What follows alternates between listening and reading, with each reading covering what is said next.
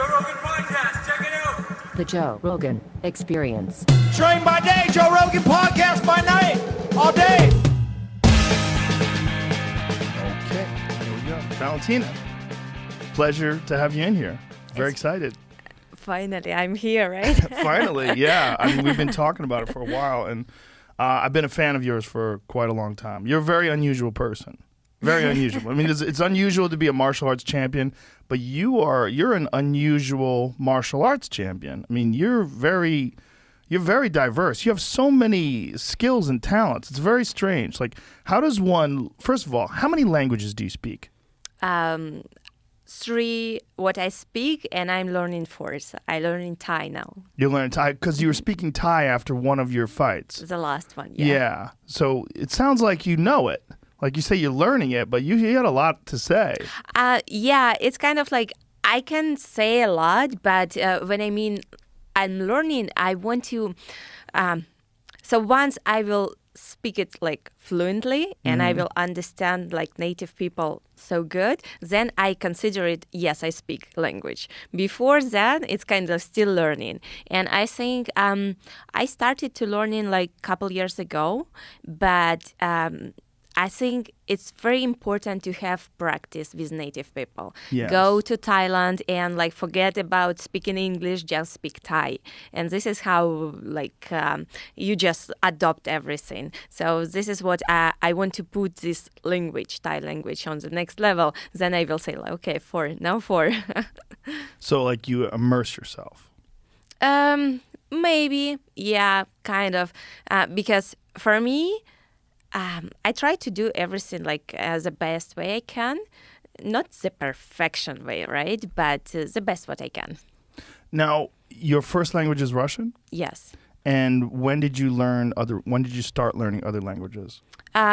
So English, I started to learn it in the school, just some basics, because it's like a school program. We learn alphabet, some just very easy words, nothing enough for like speaking level. But when I started to compete and go and travel for the competition, that was like my push for bringing my language level to the next level. And when we moved to South America, then I started to learn Spanish. But learning Spanish, it was kind of like the hard way. I came there with no one word in Spanish, no one word. And it's straight like to there. If you want to learn Spanish, you have to speak Spanish right now. And I say from the moment what I started to speak, to the moment when I was kind of like given my first interview. It was 4 months. After 4 months, I was given my first interview in Spanish. It was not the perfect Spanish, but I still could communicate. So talk us through this journey. So why did you go to South America? I was born in Kyrgyzstan. My sister, she's martial artist. I was starting my training when I was very young age, 5 years old. And definitely, like, through all the years what I practice in martial arts, I compete a lot. Every competition, a lot of martial arts. And so I started to compete in Kyrgyzstan. Then there was not any competition, like any opponents, and it was like hard to compete already. Then we started to travel. My coach Pavel, with who I trained like since the beginning, he decided like to okay, let's explore something new. We moved to Russia for a couple of years, and then it was like also no opponents to fight with, and we decided to move next and to see how to like explore. And definitely I think for martial arts, for MMA, for like anything, and South America, it's a good place to, and mostly it's interesting to explore, interesting culture. From Russia, Kyrgyzstan is very far. It's kind of like totally different culture, and we decided to explore over there. We come to South America, and people there just wanted to learn a lot Muay Thai. We started to train give like classes, and they was asking for the seminars, and we stay a little bit more, and then we decide, okay, why we not stay here and live here, and we stay there and lived for 8 years. So you initially went there just to find people to compete with? No, initially it was. It's very hard to say in one word what it was initially, because I'm not traveling for looking for a gym. I'm not traveling looking for something like one. I'm traveling to explore new places, to explore new culture, to have different adventures, I can say. And this is what's initial reason for traveling, to see what is there.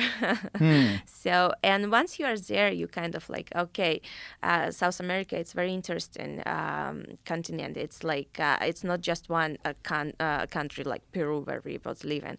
It's Argentina, it's Brazil, it's Colombia, it's Ecuador, Chile, it's so many different countries, and you want to be there. You want to explore what is there. You want to see how people live, what they thinking, what they believe, and it's kind of like it's pulling you into it. It's very hard to say, okay, now it's time to go back, because every time when I am traveling, I want to explore more. I want to see deeper. It's for me, it's not enough to see with the tourist eyes. Okay, I take picture here, there. I've been there, mark. No, it's not enough for me. I want to understand what actually people, how they live. Has this always been something that's fascinating to you? Like, what draws you to want to know so much about these different cultures? Yes, I remember it was since the beginning. I just like, it is huge part of my life. It's everything about me. And I think it's kind of like the best school, the best education what one can get. Because definitely when you are in school, you can learn something. But this is like a real school. And the travel, it puts you in different life situation, and you have to know how to react. You have to learn how to communicate with like other people, because for example, I can say in your city, in your street, in your country, you can be the superstar. You travel somewhere else, and like for example, if you are a local star and you go to the other country, and it kind of like they are okay, that's okay, but what? And you have to know how to deal, how to communicate with other people, and it's put you on the ground every time, and it's kind of like good, even for the especially for the fighters. So if you talk me through the progression of your career, when you moved to Peru first, that's where you moved, were you already a world Muay Thai champion? Oh, yes, it was 5 or 7 Muay Thai world champions. And did you worry that you wouldn't get good training partners there, or they wouldn't be at the same elite level that you're at? That part, first, I'm never worried about to find right training partner, because I know this is the world. It's like so many good training partners, so many different people, so many, like you can find anyone, no matter like if it's like a small place, big place, you can find good level for your trainings. The most important, I think one of the most important ones is to have right coach, because no matter how good fighter can be, if it's gonna be not right approach, if it's gonna be right approach, he can rise or she can rise. If it's gonna be super much talent but not right approach, he will fall. And this is the worst things I think what happened. That's why the most important what I was worried about, to have right coach with me. That's why I'm travel everywhere where Pavel goes. So Pavel has been with you from the very beginning. Yes, from the very beginning. That's a huge advantage. He is my coach from the first day in his gym. Oh, wow. From the, I started 5 years old when I had 5 years old. Wow, so you've been with him since you were 5 years old. Yes. Wow. I'm fighting and training 28 years. Wow. Yeah, and since there, it's more like a coach. We are a team. Me, my sister, Pavel, we team who like sharing the like so much things in common. We love the same things, traveling, exploring, see different people. And it's not just a sport, it's like family. Well, it's very fortunate that he was willing to travel with you. If he didn't want to move to South America, would you have stayed in Russia? It's hard to tell. It's not hard to tell because I think at a certain point when everything come in one, like in something one complete, it's not a question if they don't want, if like something happened differently, because everything happened as it has to happen. And you never think what it would be if it would be different way. It just happened how it happened. And I know that this passion for travel, it's not just my passion. Pavel shares the same passion for travel. My sister shares the same. That's why we are like a good and strong team. Yeah, it's a perfect combination. So when you moved to Peru, you had no problem finding world-class strikers to train with and people to work out with? It's kind of like when we moved there, firstly, we started to train and to teach Muay Thai and give different seminars because before it was mostly kickboxing. So Muay Thai, it's more deeper martial arts. It's more complete martial arts because kickboxing is just hands and kicks. Muay Thai, it's everything. It's elbow, knee, and clinching, so you can wrestle till the ground. So it's kind of like more complete, and it has different fight character rather than kickboxing. And this is what we're starting to do. But every time we was traveling, even we were like living in Peru, we spent it for 3-4 months in Thailand. Every time. So really? Yes. And this is amazing because, for example, we travel for the World Championships there and we just stay there for another like 2-3 months. And this is the best part. So where were you training out of in Thailand? Were you at Tiger Muay Thai? Last 6-7 years, it's Tiger Muay Thai. It's gym what I represent, what I fight for. Before it was Koh Samui, WMC, Lamai Gym. So for me, it's every time I was like, if it's Thailand, it's islands. And what is the benefit of training in Thailand as opposed to training other places? I would say the spirit, because what is Muay Thai? It's Thailand. It's spirit of Thailand. And definitely to train in Thailand, you have enjoy everything. But I'm not fanatic of like people who just come in there and train in like 3 sessions a day and they don't explore Thailand. What is that? They explore the culture, explore the food, explore what's around. They just spend like all their time in the gym without see what's happening outside. To understand the full picture, you have experienced everything. That's why I say every time, if you want to put yourself on the next level, you have to train, but also like speak with the people and see what's happening around. So it's kind of like open your eyes more widely. And you think that actually improves your skill set? It just improves your perspective, which improves your skill set?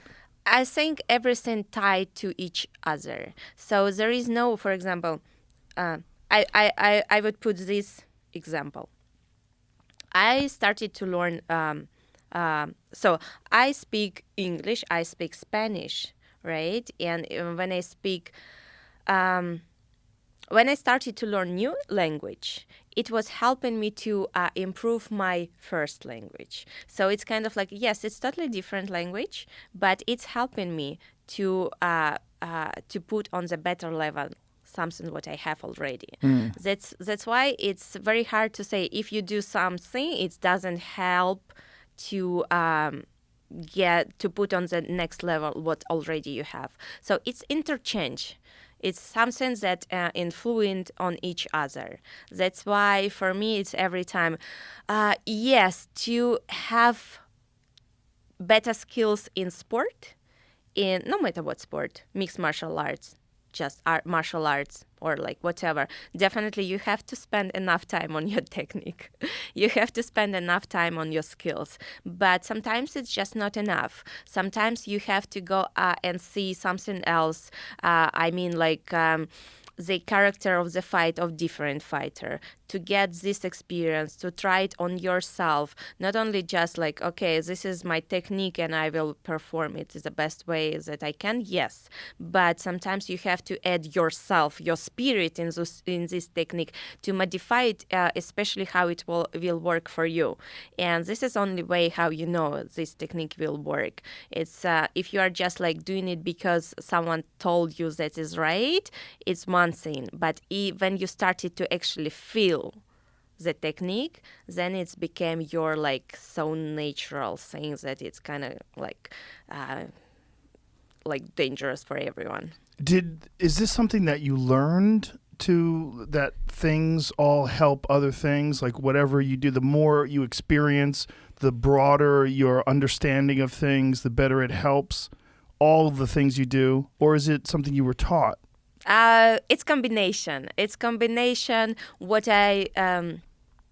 What my mother was told me, what my coach, what Pavel told me, and definitely my own experience. Because I see it works. First, I hear from them it works. It's one thing. But when actually I see it works, it's kind of like put stronger impact on you. Yeah. And definitely for the experience what I have through the like all years what I practice in martial arts, I see this is the only one way how put your level on your game on the next level. And now it's just intuitive. Now this is just how you approach things naturally. Yes and no. It's combination. Sometimes you have to break something, like for example you're trying to learn something new and you go for it and you try. It's like, and you have like barrier, you cannot like break this barrier, and you try and you try and you try. Sometimes you have to put there a little bit more pressure to break the barrier, and it doesn't consist with anything like feeling or something like intuition, something like that. But once you break it, then it's like different level, and then when you have to start to learn how to feel it from inside to perform it the better way. So what was your initial martial art you started with when you're 5 years old? I started with Taekwondo ITF. This was my first sport. And then how did you branch out from there? Like what were the years? When did you start training in different arts? So it's every time what was idea of Pavel. Pavel every time was thinking about universal fighter, about like fighter who doesn't have any like problem. For example, if you are speaking about striker every time would feel something weird and like uncomfortable when someone other start to wrestle him, right? And wrestler, he definitely he will feel not the best, strange when he's fighting. So the idea every time was to be like universal, to create from his student universal fighters. That's why he put us in different competition. As Kyrgyzstan, it's little country, and there is so many martial arts, so many like schools, and Pavel have friends like presidents of Federation of Karate, of presentation like different style Taekwondo, Wushu Sanda, so like different competition we would have, and we competed in different ones. Like in my childhood, it was like 1,000 different competition, and this is what like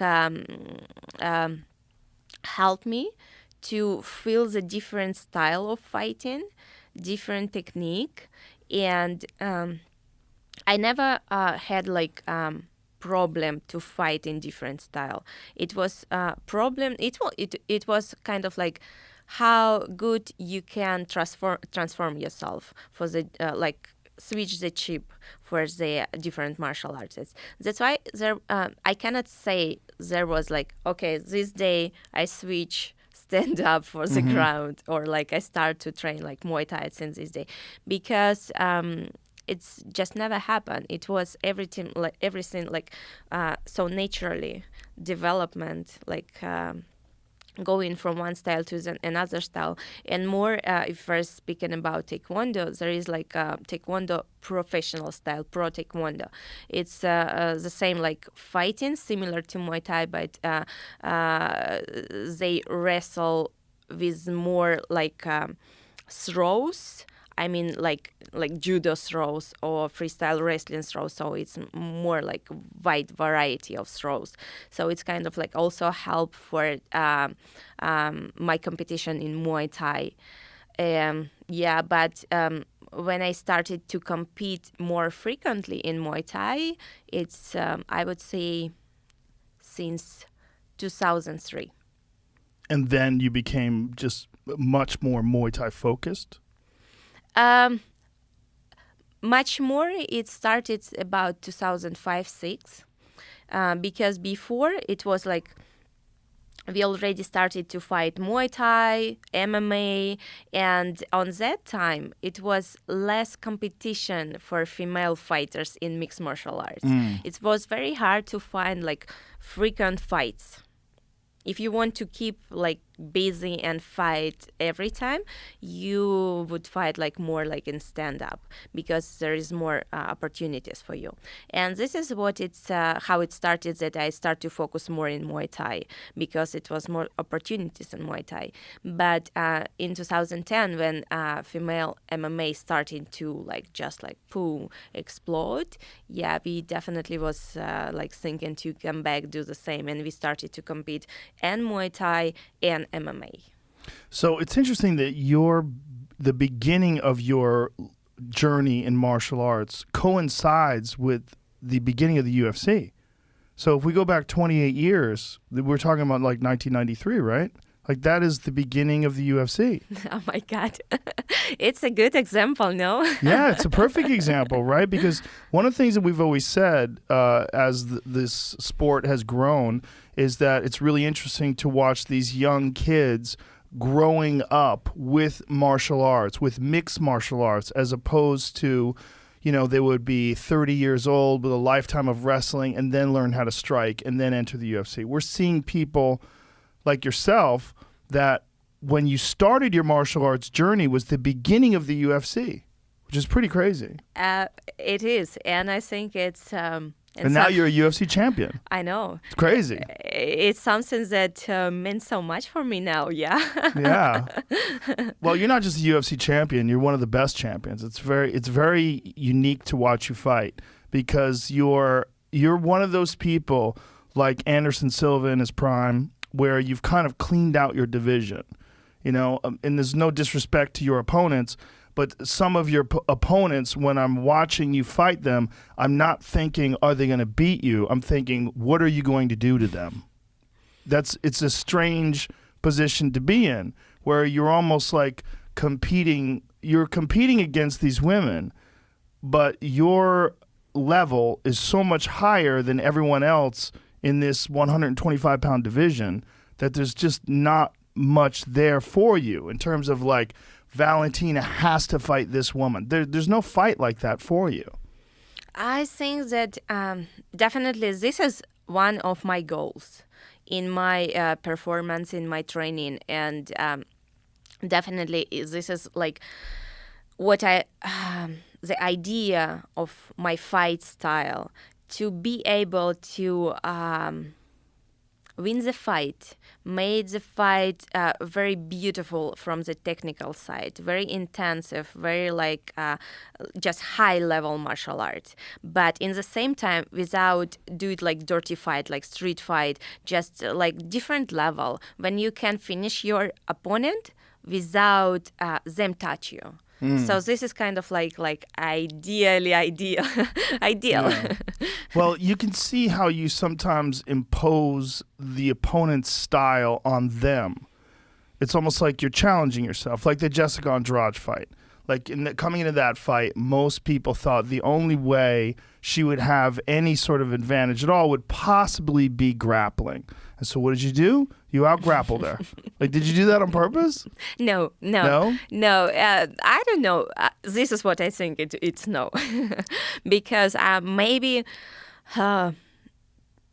People just like was speaking about that so much, so frequently before the fight. Maybe it just stayed in my mind and was there. But I never felt that this is a position dangerous for me since the beginning. Since I know exactly what is my strength. I know exactly what is my power.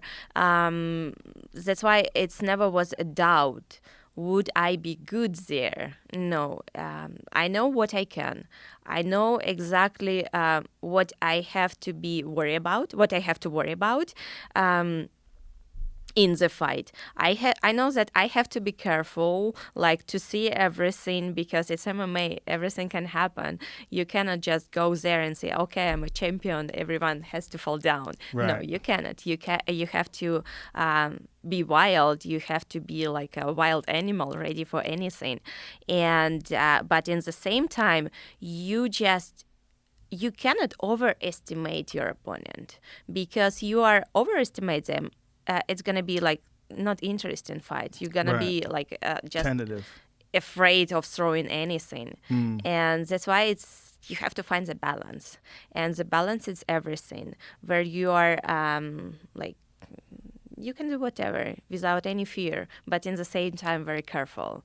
And I never before the fight put some challenges for me. Would I be good there? Would I be good what I do for my next fight? I train myself for the different situation, and this is what we are working and it's not just my work, it's teamwork. Pavel, Antonina, we all watching our opponents, and we share what we think about them, what we have to be worried, what we have to work on, and through our training camps, through trainings, we just work on every possible situation. And even, for example, I saw some situation in the fight was happening not with my opponent, or completely different fight, and we try this situation. We try what I will do, how I would escape, or how I will finish from this situation. So we just getting ready for anything, and this is what I think helped me to take right decision during the fight. Because I don't have time to think about what I will do next, what my technique will be next. In the fights, everything happen instantly. And I have to be sure that my brain and my body ready to act. Well, it's very clear that you have a very well-rounded skill set, but it's also clear that when you're faced with particular challenges, your preparation for those particular challenges almost puts you in a situation where you want to try, the Juliana Pena fight is a good example of that, right? You shocked the world when you armbarred her, because everybody felt like if she had a chance to beat you, it would be grappling, and you as a Muay Thai champion, if you had a chance to beat her, it would be your striking. But then when you submitted her, everybody was like, holy shit. That was a wake-up call for a lot of people, that you're not just well-rounded, but you are capable of finishing everywhere, that you're lethal everywhere. Yeah, this is what every time was in my training, my goals for the competition. Not just go there and compete, but go there and win. Doesn't matter what I have to do to win the fight. I have to find the solution. I have to find the way to win the fight. And every time it was my mindset. I don't like this idea just go and have fun in the fight. I don't like idea just be there and just to experience the feeling. I think for someone it's good, but if you have higher goals for yourself, you have to put higher goals, higher things what you're thinking for. This is in my head. This is what I had since the beginning, that no matter what happening, I have to find solution to turn the fight to my side and win the fight. And definitely I was I understood fighting in mixed martial arts. I have to have more arms. I have to have more advantages, like if we are comparing with other fighter, because more advantage you have, it's kind of like in the war, right? Yeah. You have a handgun, you have like a certain like percentage to win. You have like more like arms in your like position, you have more percentages. So I want to have like 100% percentage to win the fight. That's why I was training like everything, and like training not just pretend to do technique, but know how to make people tap after this technique. Yeah, so when you say more arms, you mean more weapons, right? You Exactly. Mean, yeah, just for people to... Now, is this something that was just inside of you when you first started doing martial arts? Like, when did you realize that you had this competitive spirit that would lead you to become a champion? Was this something that you knew from the beginning, or was it something that you developed along the way? Like, did you always know that you wanted to be a martial arts champion?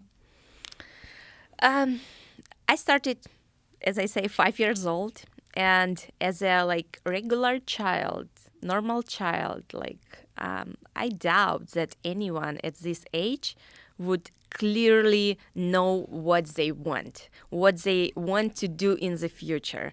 For the children, like it's like what they want to do, just have fun, play around with the same children like around. And this is, I was no exception. So it was the same. I just wanted, I don't know, just to be a child. But my mom, she put myself and my sister Antonina to the gym of Pavel, and we started to train there. So she had vision for us that her children, her daughters have to do martial arts because she is martial artist, and she knew exactly this is something that she want for us, to be strong, to be confident, to be like just fearless of anything, because martial arts give that all. And definitely at first it was not anything deep. I mean, like knowing that one day I will be the champion or something like that. No, it was just playing, doing some techniques in form of play, and just exercise. But when I start to grow up, and I started to understand actually what I doing, like, and what I want to be in the future. It was, I'm saying about like age 12, 13, 14. This is the perfect age for the children, for the child, to understand and analyze what they're doing in the life, what they're looking for, what is their expectation from the life. And this is the age when I actually started to train with a lot of sense, with a lot of like, I understood that this is my life. This is martial arts, what I want to be, like I want to do forever. Like this is what I wanted to do. And I didn't know where it's going to lead me. I didn't know. It's just like you start one thing, you never know where it's going to lead. You can expect something, but you don't know how it's going to end. And for me, it was just like to have this experience, to have this way in martial arts, just to enjoy the process. And this is how everything started. But I would say once I start to understand that this is my life, martial arts, then I put my heart to all like trainings, and like I wanted to be better and better. And there it was, I discover my like talent, what I can do, what is my good side. And I discovered that I can understand technique way faster than other people, like children the same age, and I can perform it like a little bit better. And so this is, I start to just to feel it inside me. So your mother was a martial artist as well? She is martial artist. She is martial Yes. artist, not just was. No. What style did she start with? She's president of Kyrgyzstan Muay Thai Federation, actually. Wow. Yes, she has her students. She has her like team. what she's like trained and what she traveled to world championships. But yes, and she started when she was young, and it's kind of like was her passion for her life. And I'm so happy that she decides that this is what we will do, because it's kind of like yes, because of her I am where I am right now. So your mother started with Muay Thai, or did she No. have a bunch of different martial arts as well? She started in the time when it was like karate, but it was like Soviet Union karate, underground karate, because in Soviet Union it was prohibited to do karate. So- Karate was prohibited? Yes. Really? Yes. Interesting. Until when? Until the Soviet Union collapsed. Yeah. Why was karate prohibited? Because the philosophy of karate, it was against the philosophy what Soviet Union had. Because karate, it's more like different philosophy. It's like Oriental philosophy. In Soviet Union, it was everything strict. Interesting. So what martial arts were legal in the Soviet Union? What sport? The sport, it was Boxing, judo. boxing. It was sambo, Sambo. because it's sambo. It was combination of judo and what they created in Russia, and these sports like gymnastics, athleticism, the running, right? Like summer Olympic Games, we can say. So yeah, this is. But the cult of sport, was very strong. When did combat sambo start to make its emergence? Because combat sambo took essentially a lot of the techniques of mixed martial arts, but wore the gi top. Like when did that start? I cannot tell exactly, but that sport sambo and combat sambo, it's definitely more. Every time more, it was about the sport sambo. It's just a wrestle. Yeah, it's every time it was like more something that more children would do and more like influence. But with I would say when it's all martial arts like taekwondo, karate, it was like it started to be more popular. Then definitely it was more time for the fighting styles, for the martial arts like combat sports. It was like just insane. It just was everywhere. So it wasn't until the collapse of the Soviet Union that things like karate and taekwondo and all these other martial arts became popular. Yes, and free. And free. And then they started integrating that with combat sambo and becoming mixed martial arts in Russia. I would say that combat sambo, it was even since the beginning, because it's part like if I'm not mistaken, it was kind of like what military was training. Yeah. So yeah, but if we're speaking about like competition, about what people competing right now, yeah, it's different. So you start out with taekwondo, and then you make your way to Muay Thai, and when you were a teenager, you start deciding that this is going to be your life. Did you have any other dreams or interests or hobbies or passions, or was it just martial arts? My life, it was so much different things to do. And I mean, just to learn different things. That's why I never had this like, oh, I want to do that, and I never had this like, I have to choose one. I have to choose, or I am martial artist, or I'm like, I don't know, something else. I didn't have, and I'm lucky that I didn't have this that I have to choose, because, for example, in my opinion, a person can be complete in everything. It doesn't matter, he can be martial artist, but the same way good artist like paint or like play some instrument, musical instrument, or singer, or good shooter, or some different profession.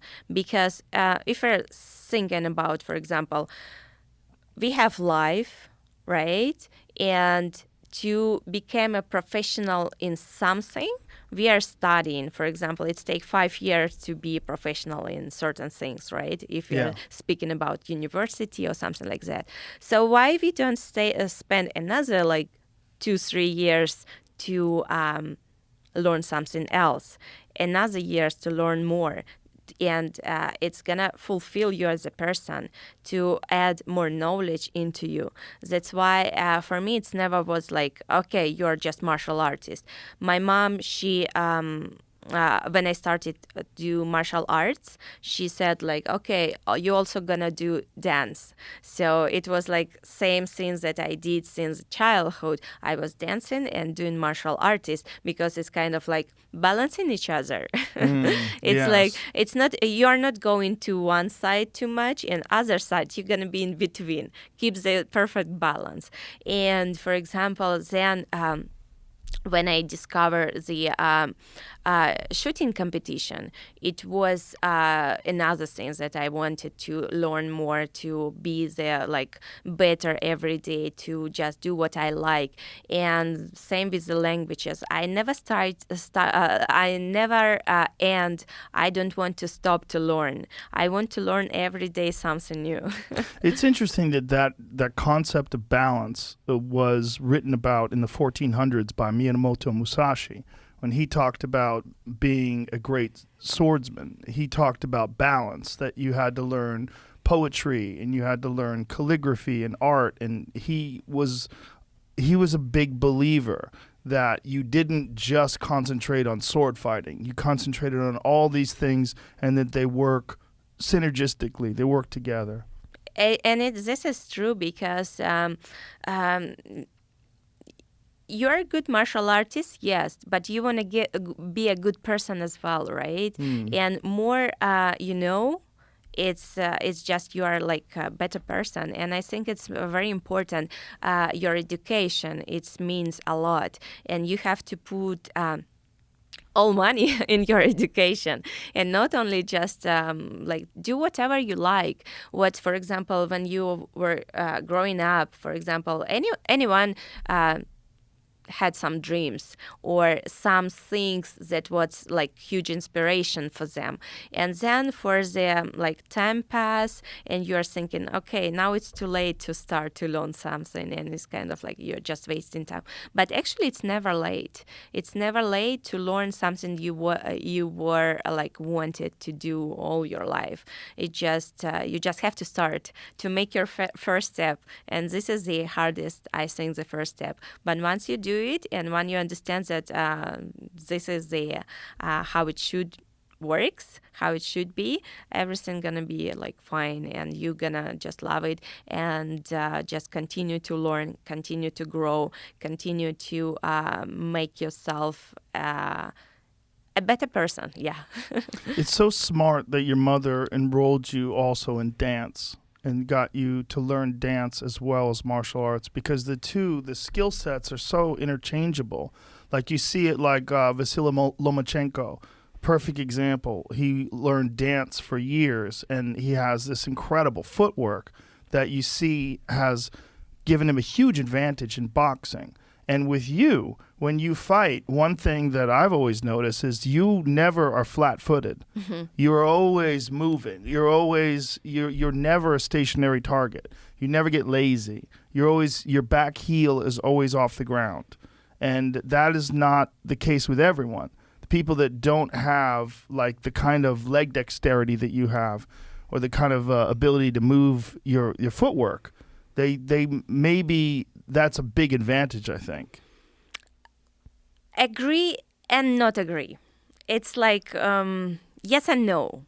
Because if you want to be good one at something, you have to work, you have to spend more time to work on this thing. On that thing. Definitely. Dances, they're going to help probably with your balance. They're going to help with something, but it's not something that would help you to win the fight. Definitely no. Do you think it helps footwork, though? I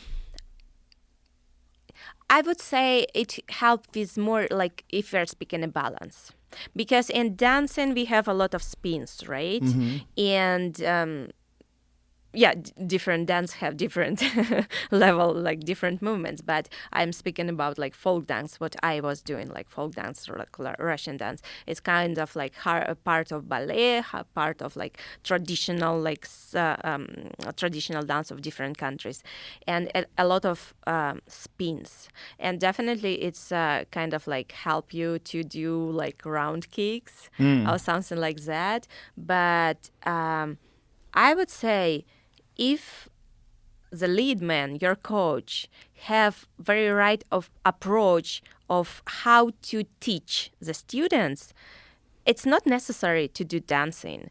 He can just, or she can just teach their students on how to do the footwork, what is the better way to move, or something like that. The other thing, not every coach naturally like teacher, because it's also take a lot of knowledge.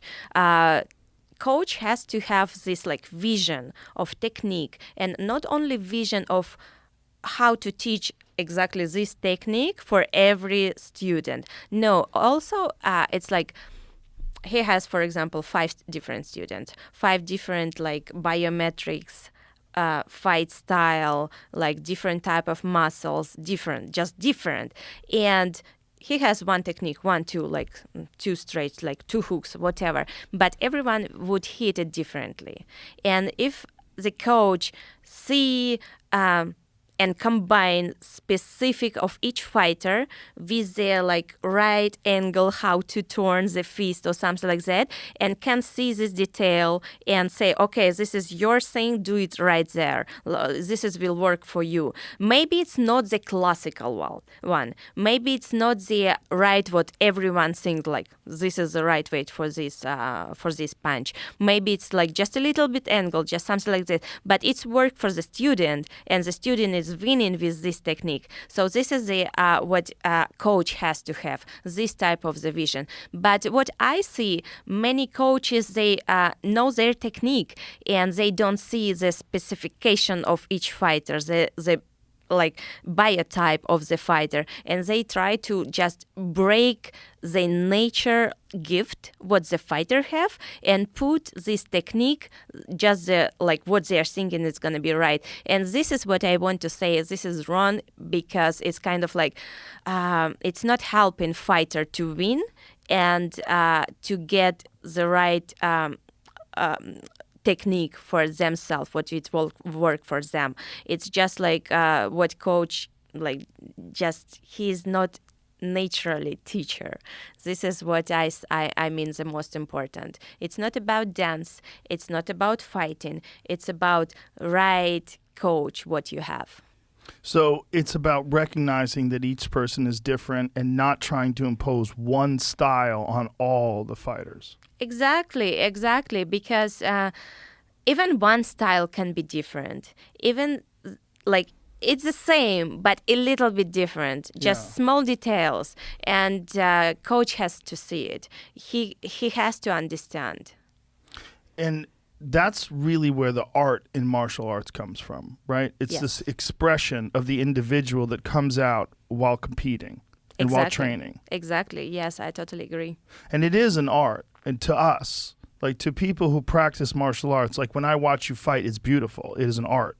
You know, even the most brutal parts of it, like when you knocked out Jessica I, like it's beautiful. Like the way you set up the kick to the body and then switched up to the head.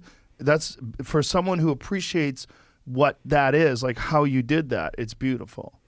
This is like, I think that's why it's called martial arts. But for people, it's interesting because people that don't practice martial arts, they don't like that term. I've heard that described. I've heard people talk disparagingly about martial arts, saying that is not art. It's just brutality. It's just violence. And although brutality and violence is a part of the art, it is art. Because it's fighting art, definitely. Yes. You cannot just go there and say like to your opponent, okay, let's agree, I do this technique and you will do that technique, and then I win. So you cannot just, it's all about the fight. Yeah. It's about expressing yourself while the other person is trying to express themselves, and you both have similar sized bodies, at least they weigh the same, and you're trying to figure out how to impose your skill set and your training and your technique and your mind. Exactly. And that, I think, is one of the more interesting things about you is this approach that you've taken to life, to educate yourself, to immerse yourself in different cultures, and to achieve balance. Clearly, that is having some sort of effect for you as a champion. Like, you're a different kind of person because of all these experiences. And I think that speaks volumes on who you are as a champion. I think it's one of the reasons why you're such an interesting person to watch fight. Thank you. I think, yes, it's kind of like experience what I have through the years, what I practice in martial arts. It's teach me how I have to react for the certain situation in the life, right? And I see, for example, many young people, they are, for example, having some success, and they are starting to believe in themselves too much. No, believe, it's a wrong word. It's like thinking about themselves too much. And thinking about themselves, they are like untouchable or Ego. like, yes. And it definitely will affect their trainings. But what I learned through the years, in the training, you have to be the most simple person as you can be. Because it's a fight. It's a real fight. It's not a fight and saying what you can do beautifully and repeat or something like that. It's real, exactly. And if you have the wrong approach to what you have to represent in the fight, you never will be the winner. And definitely it's experience what I got. And through the years, it just showed me that while I'm fighting, I don't have time to think about myself too much, or then work like that. Right. You just cannot, because it's gonna last before your fight. And in the fight, you're going to see, no, it's not working. You have to come back. So clearly you have confidence, but you also think that it's important to have humility. Definitely. And important to understand, you have to do everything to win the fight. Because if you start to have to have mercy on something like that, in the fight it doesn't work. Or you winner, or you're gonna be loser. So decide who you wanna be, winner or loser. Yeah, just decide. It's easy, simple. It's simple. If it was only that simple. I know. Do you have an idea of when you're going to stop competing? No, I don't have any idea, because I like the way, the lifestyle what I have right now. I feel myself so strong, so healthy, so good. That's why I want to experience that feeling as long as I can. I want to see what my body is capable of. I want to see my limits. I want to see where I can go. Because if you're putting this certain day, certain year, till what time you're gonna compete. It's kind of my opinion, it's not good, because you starting go to your end slowly but surely. Yeah, it messes with your head. You Yes, think about it. I think so. And if you are just enjoy the time what you are, and just experience and want to just do the best things what you can, without okay, this is my limit, and you just do it the best way you can, and this is the only way to explore what you're capable of. So right now you're 33? Yes. And so this is the prime of your athletic life. I hope it's still come. Is It's it still come? coming. But it's. I'm sure there's years to go. But this is athletically. They say early 30s for a fighter is their prime, because that's when their mind catches up with their body. I would add a little bit more about the. We don't know, because if compare what it was 5-10 years ago, what how people were like at age 30 years old. For example, 10 years ago, they would feel themselves as like, okay, it's a lot. They are already like family persons, and they are like not thinking about competing or do something like this. Now we have a different scale. Now people like at age 30, they feel younger than it was before. That's why I don't know how, like, if we can say this is a prime. Maybe not. Maybe prime it's now 40 years old. Who knows? Well, I think it's you love competition so much you want to drag it out. You want to stretch it out. Probably. Yeah. I love it a lot, but it's so hard. It's so hard Yeah. to have training camp, and it's more than just physically. It's mentally, and combination when it's physically and mentally. This is what is really hard, because I noticed that. Mentally, what I mean, like mentally, not just your preparation, but when you have to every day train with your training partner or different training partners, and you know it's gonna be like mini battle, and you know that you have to push yourself to the like doing better thing. It's not just running or just any physical exercises to do without too much mental like things to push. So it's easier. But in mixed martial arts, it's combination, physically and mentally, what it's making that hard.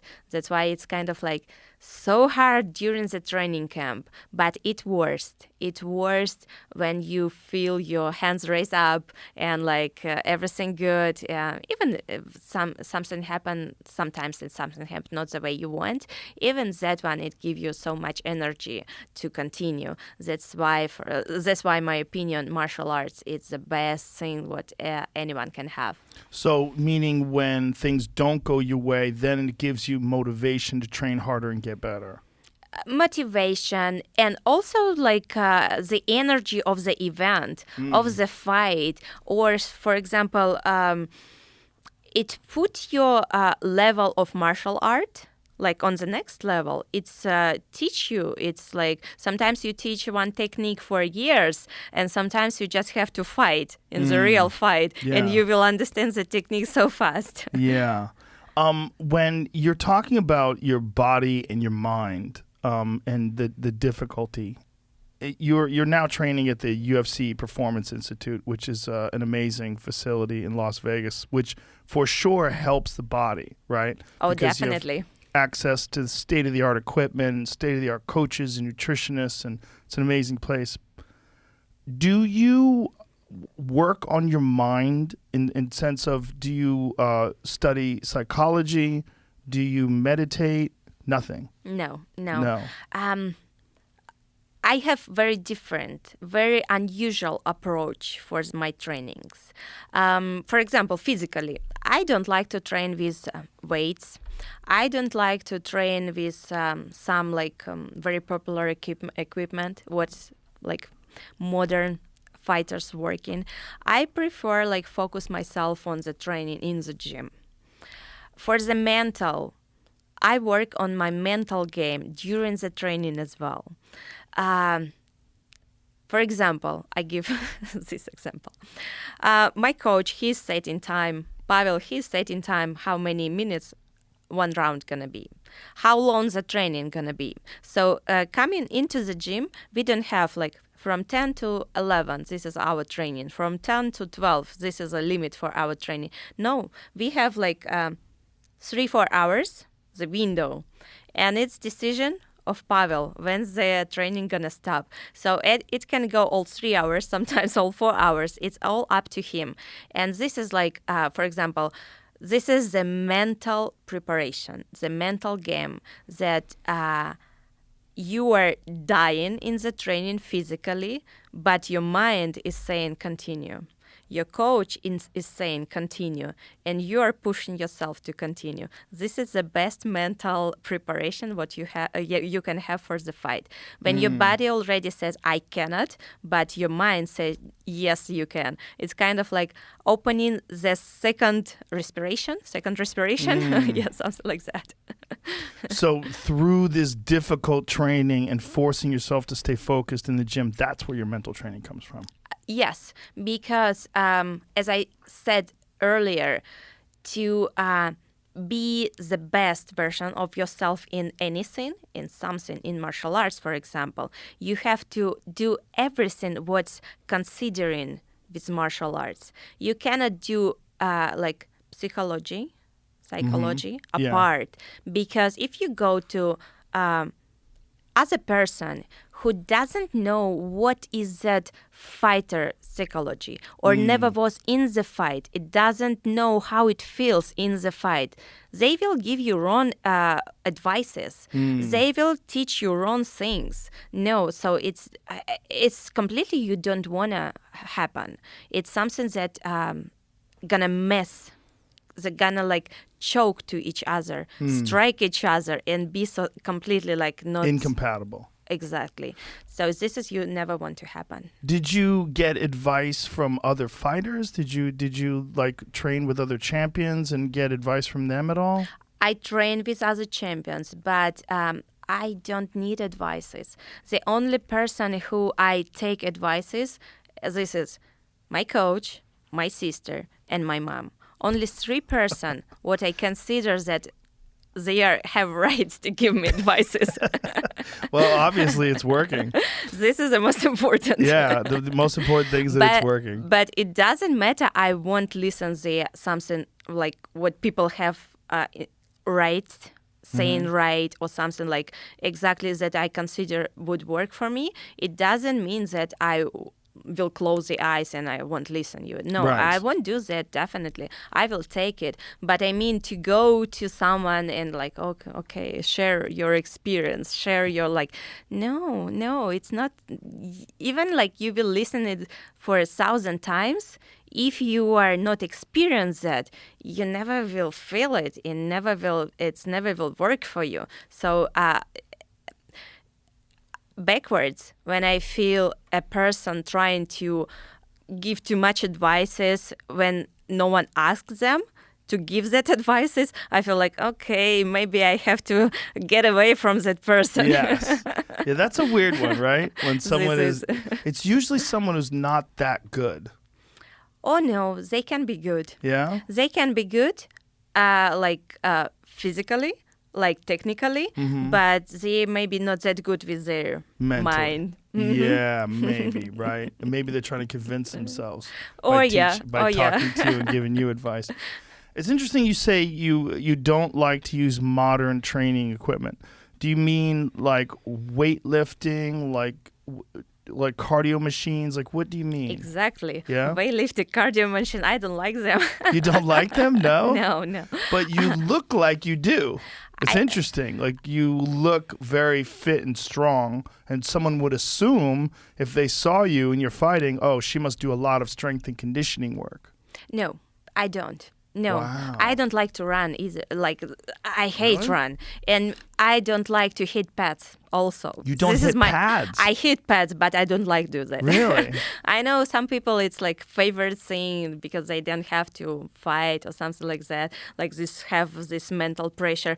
But I rather do 5 rounds of fight, like sparrings, than do like 5 rounds on pads. No, I just don't like it.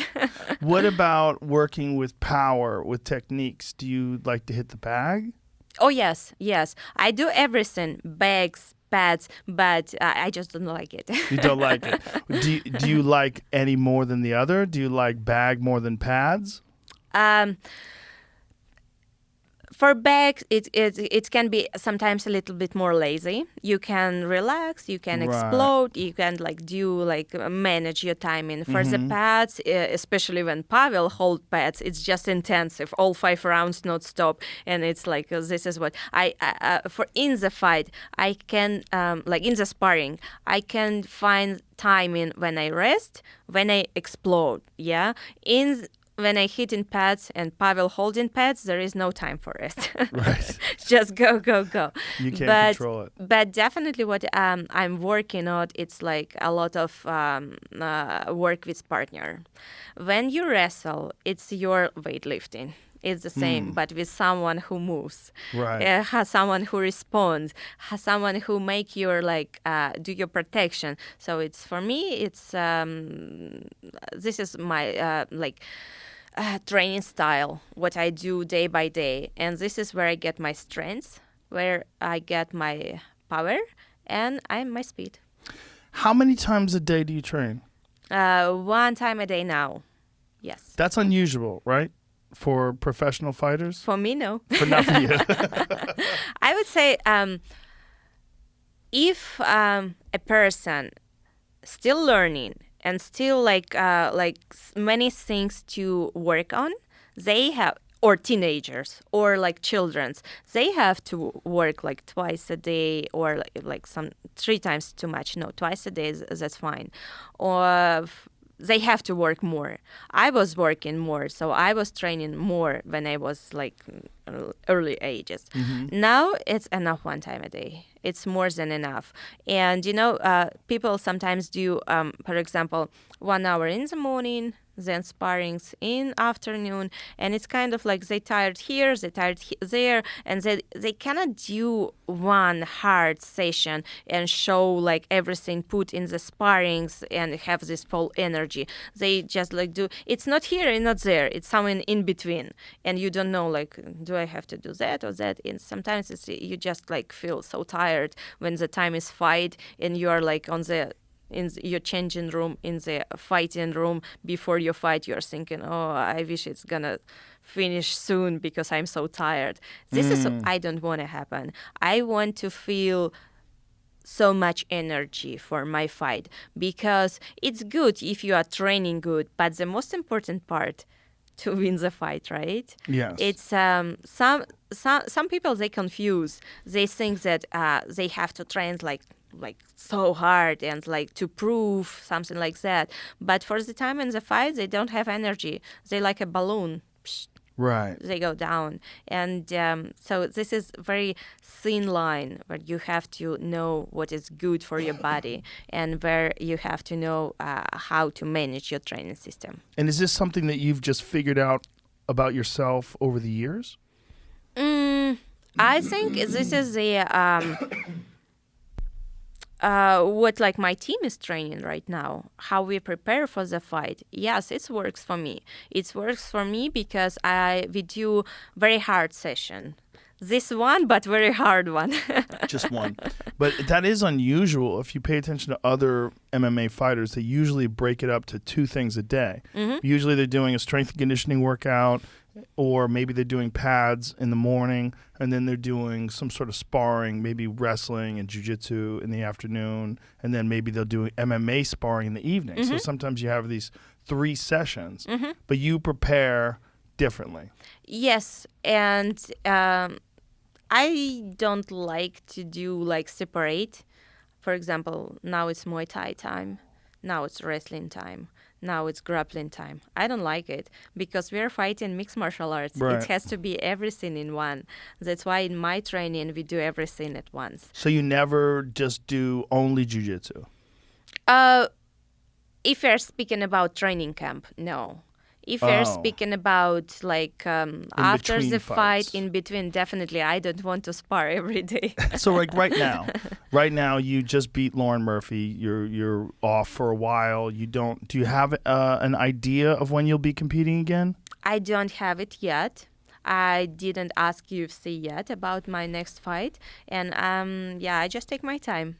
Yeah. So right now you maybe would do a jiu-jitsu class or train something differently just to try it out. Yeah, I could. I train every day, not every day. Now I train like 1 day, one rest, 1 day, one rest. But just to maintain physical and maintain mood. The most important mood. So you need some training just to stay calm. To stay happy. Happy, yes. Not calm, happy. Right. Because I feel that I don't know how people feel with no trainings. Like they just don't train, they just don't sweat, and it feels so weird for me. Yeah. I feel that the sweat, it's like it's favorite phrase of my sisters. Like when you take shower, like you feel clean, right? But when you sweat in the training, you feel clean from inside. So this is for me that I have to do constantly, and I just feel if I'm not training, my mood is like starting to be crazy, and it's like you never know what to expect. Now she's laughing, that's why she's angry. Now like no, I have to train. That's the case with everybody, I think. I really do. I just think most people just choose to live this way where they don't have a real good grasp on their body and a good control over it because of exercise. Yes, I think so. It's definitely even training martial arts, you don't have to fight. You don't have to be professional fighter. Just do it for yourself, and like everyone would feel the difference. Yeah. They're gonna be happier people. So when you structure your training camp, does Pavel structure it all? Like say if you have a fight and it gets scheduled, you have 12 weeks or whatever you use for preparation. Who does Pavel schedule everything? He schedules everything. So you just show up, put in your time, and that's it. Yes and no. We are participating in everything. Like so, it's not something that I like to know everything. I like to understand how everything works. And I'm not only speaking about training and the training camp. I'm speaking about everything. It doesn't matter what we do. I want to understand what we're gonna do. What is like things we will work. So it's kind of like work, teamwork. And definitely we are speaking about what to expect from the training camp, where we're gonna have training camp, because it doesn't mean we are training like at the same location all the time. We love to travel, to have training camps in different gyms, in different states, in different countries. So we plan it in advance. We're thinking about like considering, for example, my fight gonna be in this type of the climate, so where it's going to be better to train, and we just plan it in the, like all together. This is I think the best, when everyone knowing what's happening. And you've moved around in this country as well, right? You trained in Denver for a bit. For the fight with Juliana Pena, yes. So is that when you started training with Rose? Because you and Rose Namajunas have done some training together too. Yes. Was that beneficial for you? I think it's beneficial for everyone. For example, when high-level athletes training each other, it's kind of like good for both. It's everyone can take something for themselves, and it's something that a good experience. And we build our like good friend relationships, and it's amazing to have friends who are doing like the same thing what you are doing, and sharing the same ideas what you are having. For this training camp, for example, in my training camp was Brendan Marina, and it's like he's an amazing guy, very strong guy, very like a strong technique, and it was amazing to train with him as well. So I think it's like every time, no matter who I train with, I learn something new from them. No matter what levels they are, I able to learn something from them.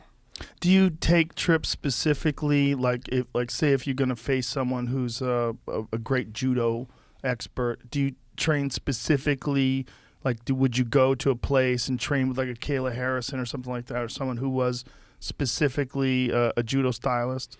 First of all, we considering to have a similar weight class. This is the number one rule, because, for example, if someone is, I'm not just speaking about Kayla right now, I'm speaking like a general. I know, I'm speaking about general. Right. Sometimes it's like, it's not beneficial. Even the, like, persons, they are like skillful, super controlled, and do like so good their things. It's they just don't do it in their heart full power because they are just bigger and they Right. just stronger. It's not good for you because you have to feel this like moment when you're kind of like breaking them, or they kind of like have this thing when they are like in their technique. You have to feel the moment. You have to be able to go hard. Exactly. Yeah. And this is like the number one rule. So I like to train, and I'm trained with the training partner similar my weight class. When you have competed at 135 pounds, was that an issue? Like when you went up to 135, well, your first fights in the UFC, there was no 125-pound division. Yes. So like when you fought Holly Holm, when you fought Amanda Nunes, these fights are all at 135 pounds. Did you feel when you were in that division that you were just a little undersized? Oh, yes, definitely. Yeah. I was a smaller one. Yeah. And for 135, I never was worried about cutting weight. What did you weigh at when you weighed 135? Did you walk around at like walk 135? around. This is my walk weight right now, like 135. This is I walk. And if I stop to train for like 1 week and eat every day, 138 might be maximum. But with the training, it's like 135, 36. So yeah, and definitely it's. I didn't experience any problem fighting 135, but definitely I would have to think more about strategy for the fight. Being smaller, you cannot. You have to think about different tactic, how to approach to different fighter, because sometimes you will have enough power to break them, sometimes no. So it's kind of like yes or no, maybe, and you have to have your backup plan, and you have to have your body ready for different game plan. That's why it's I didn't have problem to fight in 135, but I every time was to think about something extra things. Do you foresee a possibility of you competing at 135 pounds again? Because Amanda Nunes is kind of running out of opposition, and you're kind of running out of opposition, and you both had epic fights against each other. Do you think that that's possible? There is only one possibility why I move up to 135, and this is it. Yeah. Do you think that could be the case someday? I think so. Why not? It's gonna, if everything gonna continue like that way, it's just gonna be inevitable. Is there anyone in your division right now in 125 where you look at them and you say, I want to fight her? It's just not my style. You just Just wait look till... like, okay, it's not my style, I would say, to pick opponent for you.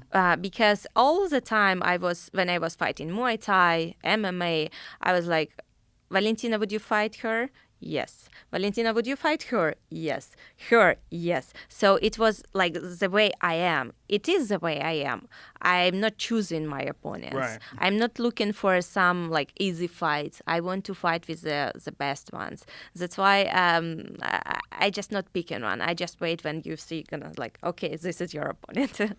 Well, it is an unusual situation though. Like I said, you are in this position that's very similar to many of the great fighters that are dominant champions, where you don't have one person who stands out. I think that there is a lot of girls. There's a lot, in 125, it's the most comfortable weight class for females. 125, it's not too big, not too small, and a lot of girls, they are in this weight class, and from the strawweight they going up, from the bantamweight they going down. So it's just very strong girls over there. But as I said, it's wrong to compare when they fight me, and you have to watch them fighting to see their levels, because my goal is to fight differently. It's like I say, when you can finish them, but they cannot touch you. Right. So it's every time was the same. Muay Thai was the same. For example, I was watching them fight to each other before I fight them, and I was like wow, yeah. But then it's completely different. So it's kind of like, in 125, I think there is like whole rosters. They are very good. They are very strong. And you could see the last event when it was all bonuses for the female fighters. Yeah. No, there's obviously some great talent in the female division of the UFC. Was Amanda Nunes your most difficult fights? I never was considered like difficulty of the fight, only for the fight, for these 5 rounds or less. For me, difficulty of the fight, it's combination of training camp, your approach to the fight week, and the fight itself. So I still cannot answer this question. I think it's the hardest question. And every time people ask me, like, what is your hardest fight, hardest opponent? And I just cannot answer because it's so different. Each fight, it's a different approach, different training camp. Everyone is difficult with their, like, own style, something like that. That's why hard to say, hard. What is difficult about Amanda's style? Her size is. Size? It's not her style. It's not her style. It's just she's big and heavy. Yeah, and power. Everyone has power. Everyone has power. If we are speaking about 135 weight class, everyone has like a lot of power. But Amanda, I think she's just like bigger than anyone, bigger. You think she's bigger than the rest of the division? What is walk weight? What is her walking weight? 160, 170? I don't know. Is it really that big? I don't know. Well, she does fight at 145, and she looks the same at 145 as she does at 135. And obviously at 145, she's able to knock out Cyborg. Yeah. It's kind of like, what about the knockouts? Everyone has, like, chances to knock out each other. So it's just like, it's 50-50. It's the situation. If, for example, you have interchange, the chances are more for each one, right? But you have you have to fight very smart. You know that small gloves, it's like more possibility to be knocked out, or you make the knockout. So if it's kind of like, or you gonna hit, or they gonna hit you. So it's kind of like, this is what I saw in their fights. So it was interchange, and this interchange who's on that moment were more lucky. If you had a long time out, like if the UFC said, here we are, it's we are in October. If they said, Valentina, August next year, we would like you to fight Amanda Nunes. That's going to be this big super fight. Would you try to gain weight? Would you lift weights? Would you do anything differently? Or would you just concentrate on technique and strategy and maintain the same weight you're at now? We are in October and August. Yeah. Do you know anything? They gonna approach me with this? I'm gonna try. Well, I think when I look at the two of you, it's the most compelling fight in the UFC and in women's MMA. I believe that's the most compelling fight, is because you're both at the top of your game, and there's an argument for both of you to be the greatest of all time. I'm not gonna do anything special to lift up my weight. You wouldn't start working out and lift weights? No, because I don't believe it's gonna help. I believe it's gonna be worse for the fighter, because if in your whole life you was like certain body type, you know how to carry like certain amount of muscles, and then suddenly for last 2-3 months you start to carry way more. So what's gonna happen? You're gonna be slower.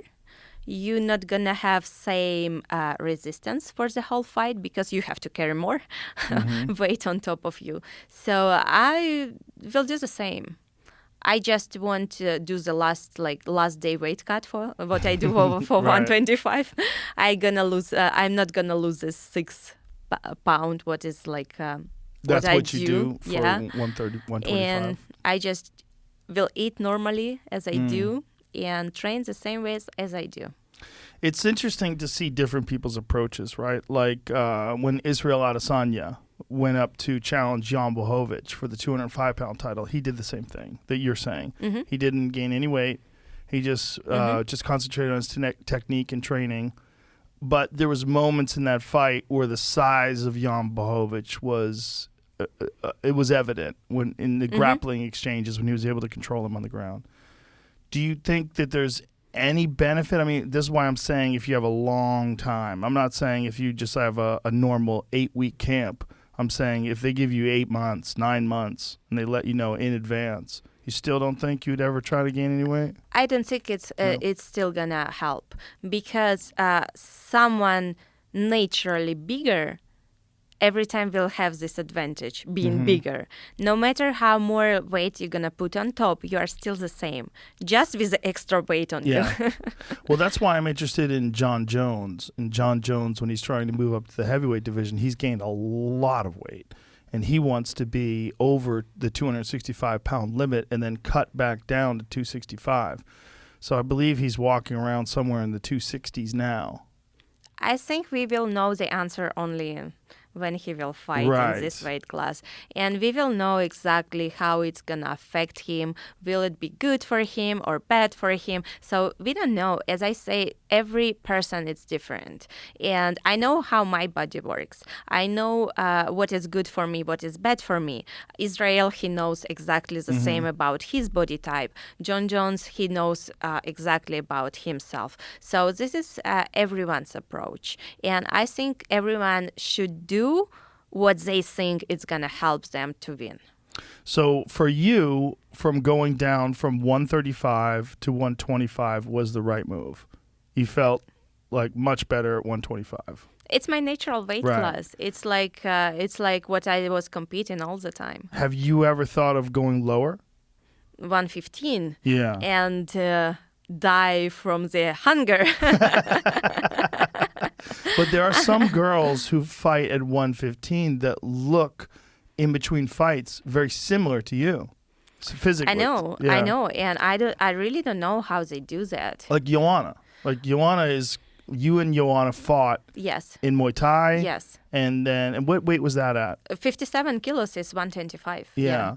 And so then, which is your natural weight. And Yes. then Joanna has had notorious struggles to get down to 115. Yes, I know. Yes, and she's like, that's why I have so much respect for her. What she's doing, it's amazing. And like when she's like fighting 115, after all this weight cut and showing all technique, what she is showing, it's like so impressive. And it's like very hard to do that. And I know it's very hard, but I feel good 125. I don't see a reason why I have to move down to 115. I don't want to try. I don't want to, because now it's my best shape. If I will try to lose my weight, it has to be a huge reason why I'm do that. Because we have to consider what's gonna be after. I will lose all that, but it's gonna affect my performing in 125 as well, because everything has sequences, right? Yes. And that's why you better think twice before you take decision. But no.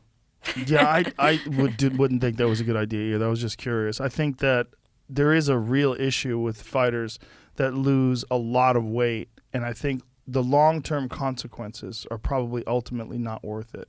No, exactly. It's kind of like the opposite way. For example, they going down too much. They are like having this extreme cutting weight, but them all weight, it has like tendency come back like double, triple with the friends, calling the friends. And then it's make harder to go back and cut the weight again. So it's kind of like it's going that way once, working once, but then you have to do it like harder and harder before you decide that it's not a smart thing to do. Yeah, your body starts to think that it's experiencing famine.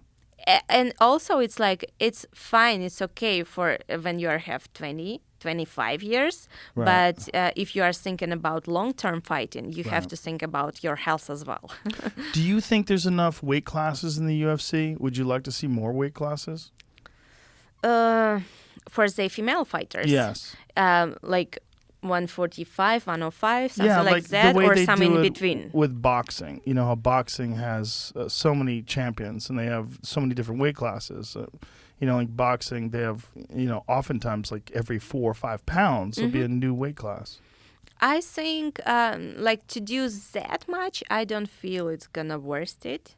Like, I don't feel that it's something that UFC has to do, because UFC has so unique type, and it's like it's uncomparable to anything. It's in my opinion, it's even bigger than Olympics. It's way bigger than Olympics. That's why maybe 105 for the smaller girl. On 145 we have 145, so but not in between. I don't think so. Yeah, it's there's a much more limited talent pool as well, right? It's just not so many mixed martial arts fighters like this. Because what is UFC? It's UFC. It's rosters. It's the best ones. Yes. The best ones in the world. It's not just a small league. What you have like different levels of competitors. It's like you can see the roster. It's like low level. Here's the high level. No, here it's like since the beginning to the end, super high level of everyone. Yeah. This is like why this is what is making it so unique, so special. Well, it's really interesting because that level has increased dramatically over the last decade and a half. When we first saw Ronda Rousey competing in the UFC, some of the earliest female fights in the UFC, the competition that she was facing was just not at the same level as the male competition. But now, when you see like Rose Namajunas versus Zhang Weili, like that is a very, very high level fight. And it's very exciting because they're both world champion elite martial artists. So when they fight, you're seeing two of the best, period, in the sport.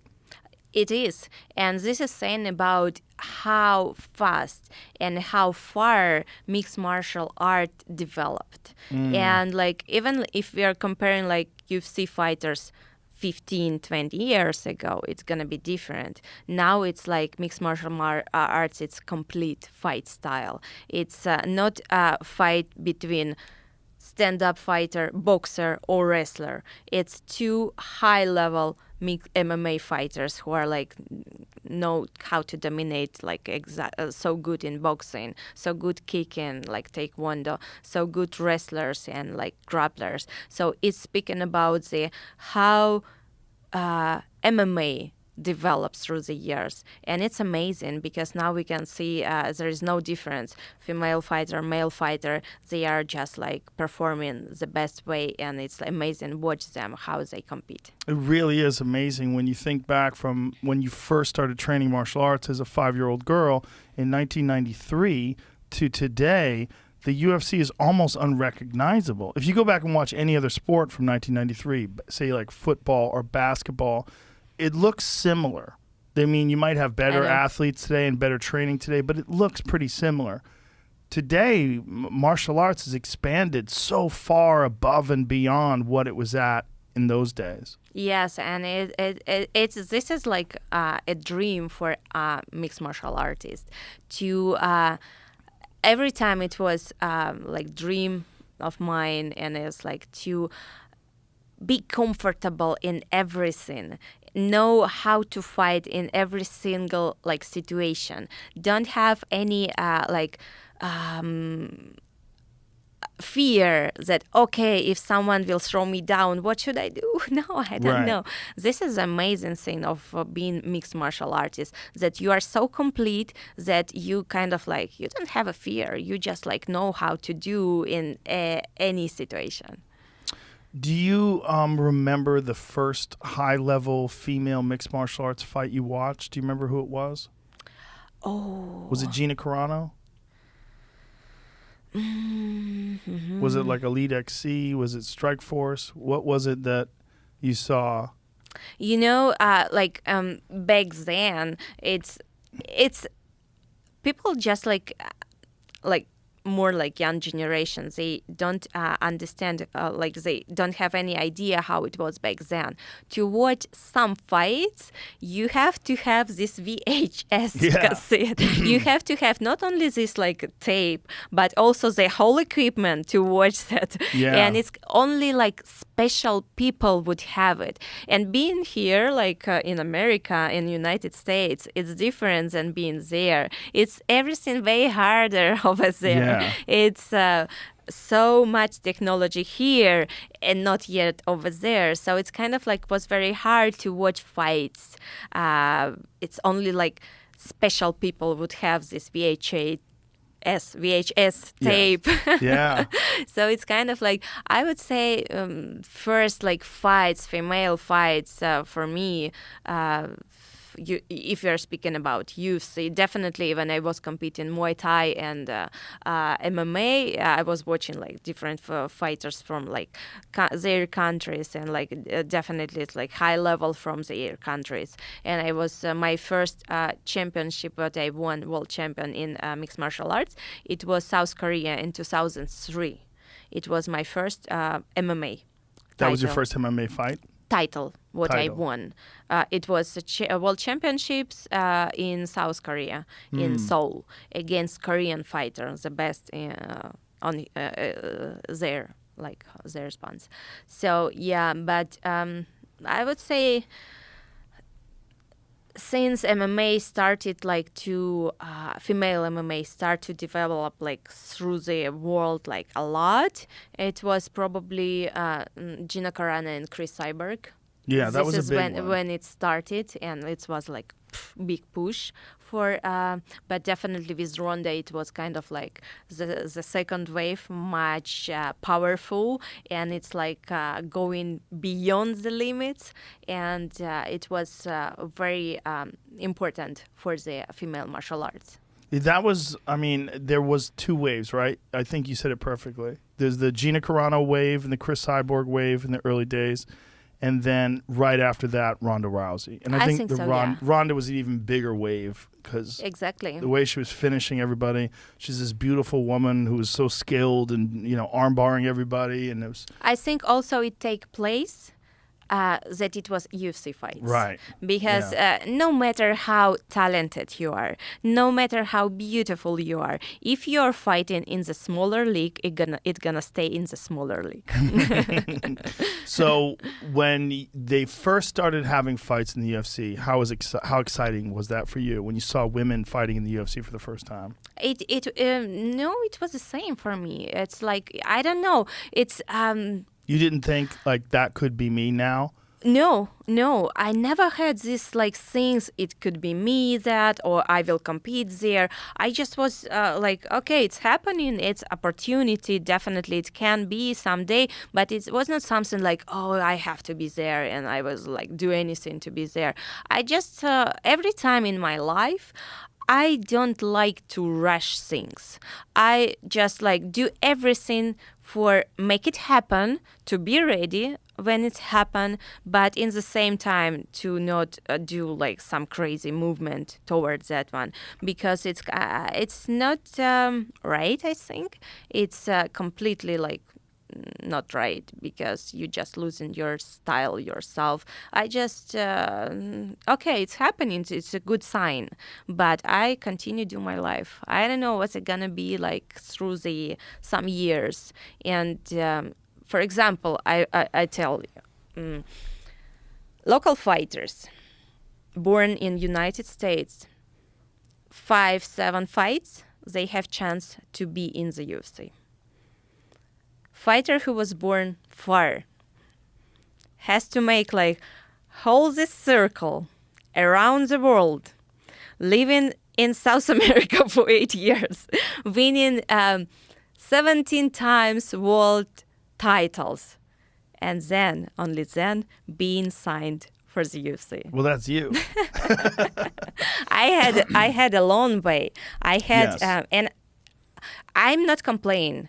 I think it's very good thing. I think it's a very good way because I am ready for where I am right now. Because you can see fighters who are like mentally not ready for being in the position what they are, and just they are starting to break, and they're thinking, oh, it's so much pressure, I am not ready for that, I don't want my title, I want to give up, I don't want to do it anymore. So this is not right, because they gonna fight, they still gonna come back and fight, and I think it's better fight for the title than be a challenger to defend your title. But in my case, I already was so ready to do what I am doing. I am ready mentally. I was like, I know that my first fight, and it's definitely it was like huge. It was big. It was different to compare to other leagues what I competed, because it was just big. But I was ready for it. It didn't put any pressure on me extra. Yeah, I think you make a very good point, because I look at some talented young fighters and I say this person has a lot of potential, but they're in the deep water too quickly. I know. And then they're going to get hurt.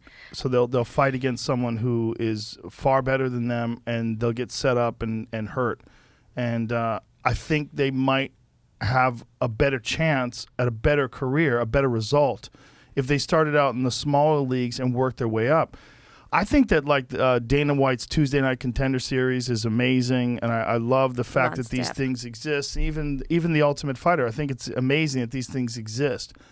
But there are some fighters that I think should hold off and wait, and some do, like Yuri Prohaska. He's a good example, right? They offered him the UFC years ago. I believe it was like 5 years ago, and he's like, I'm not ready yet. And he's very smart. And by the time he was ready, man, was he ready. Yeah. I mean, you look at his 2 fights in the UFC, Volkan Ozdemir knocks him out, and then Dominic Reyes knocks him out. So 2 fights in the UFC, already in contention for the title. Amazing. Yeah. But it's because he was ready. Whereas some other fighters, maybe they get there too soon. And you're seeing them kind of get beat up, where they're fighting someone that's too many levels above them, where it's not really competitive yet. Like they don't have the skills. Like some people can just rise. Like John Jones, again, he's another example. He was in the UFC early in his career, but he was so talented that he was able to dominate guys like Mauricio Shogun Hua in his first title fight when he was 22 years old, which is crazy, right? But some people, they're just not ready yet, but they could be. They could be one day. And I think that they get into the UFC maybe too soon. Whereas with you had so much experience. World Championship Muay Thai fights. You had MMA fights. You had all this experience. You were like a fully developed martial artist by the time you got to the UFC, which I think is the perfect way to do it. I think for me it's worked so good, everything. It's worked so well, and I was ready. I knew exactly what I want. I knew exactly what is my goal, what I have to do to continue, make my life interesting. And this is I'm still doing. I know exactly what I have to do. I don't have any doubts how to have my life, how to live my life, to still feel like this interest for the life, interest for martial arts, this desire for keep training the same hard way as I do. So I know exactly how to maintain that. And this is, I think, the best, because for me, martial arts, it's not just sport. It's I every time say it's my lifestyle, even my philosophy. Even, for example, if we are come back to the question about the meditation and like all these things, for me, gym, place where I train, it's like my temple. I come in there without laughing, joking, or because when you are going to the temple, you have to be respectful for what you are doing, for everything what's around you. This is for me my gym. I'm very respectful for that place, and I know exactly if I will be respectful, it will keep me safe from injuries. Not every time, but most likely, because I will be focused on what I am doing without any distractions. That's why for me, martial arts, it's for me as a person. it's teach me so much. I'm so grateful for martial arts because it's like everything what I am right now, it's because of martial arts. Do you have long-term goals? I mean, you are already a world champion. You're already at the top of your heap. What do you have goals? I just want continue to have the way of life what I have, the lifestyle what I have. I don't like to set up this kind of goals. I think it's good and no, because if something went, you don't know what exactly goal. Sometimes it's like you can invent the goal, and if it's not fit for you, it's not happening, you're just gonna feel frustrated. I just try to prepare myself for to put in myself more knowledge what I can have. I mean, fighting and general, like life, like just to have like more things to know how to do. And where the opportunity will come, and it can be like anything. It's like, whatever, I will be ready to take it. But I know that when it comes, you have to be smart to react it fast. Because sometimes people think, oh, maybe this is not time. I will wait for another one. But another one can never happen. Yeah. So then you're thinking, I should do that. So it's kind of like hard decisions. Do you have ideas about careers that you would like to explore when you're done fighting? When I'm done fighting, but still, like, it can be like not done fighting, so it can be both. I very like movies, action movies. So acting, it's one of the options that I really enjoy. I don't feel myself like that it's something hard what I have to do. It's just happen, like everything what I do, it's naturally. I feel that way. So I don't know, maybe shooting competition. Maybe after I finish fighting, I will compete in shooting. Why not? Yeah, I wanted to talk to you about that. When did you get involved with guns? When did that become a big part of your life? I have the introduction was gun world from my coach, from Pavel. He was served in army, in Soviet army. So yeah, definitely has a lot of knowledge about different arms, guns. And yeah, it was back in Russia. But when we moved to Peru, we started to compete in defensive shooting competition like IDPA, IPSC. Here I think it's called IPSC. I think it's excellent sport, like shooting style, when you are not only just in your position and shooting for the like accuracy, but also you are shooting in different position, moving, standing, laying down, sitting. So it's like a circuit with different like targets, different circuits, different goals, how you have to shoot, and it's like everything combination about your speed and about your accuracy, and also about if it's stuck like the gun is stuck at some point, you have to be able to resolve the issue and continue your shooting. So it's very like amazing sport, what teach you to respect what you are doing, to respect a gun, to respect everything, like considering about the safety and like whatever you have,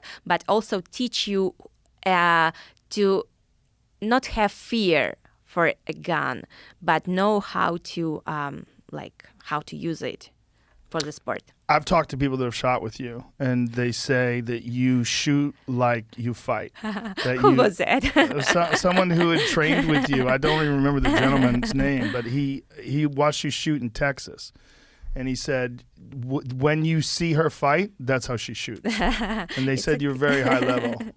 I'm trying. Of course, like there is like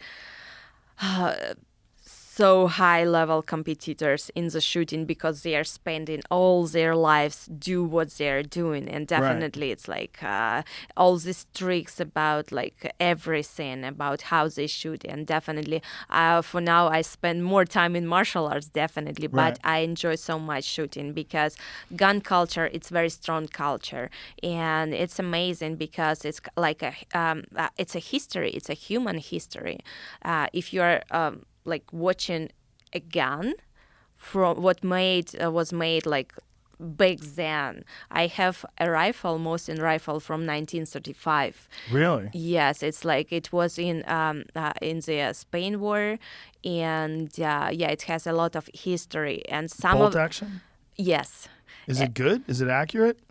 It's very precise. Really? Actually, I don't know if you know, this summer I was participating in the first ever Hunter Games organized from the 6th hour, and so they made like 2 days competition. It was 5 teams, 5 teams of 3 shooters.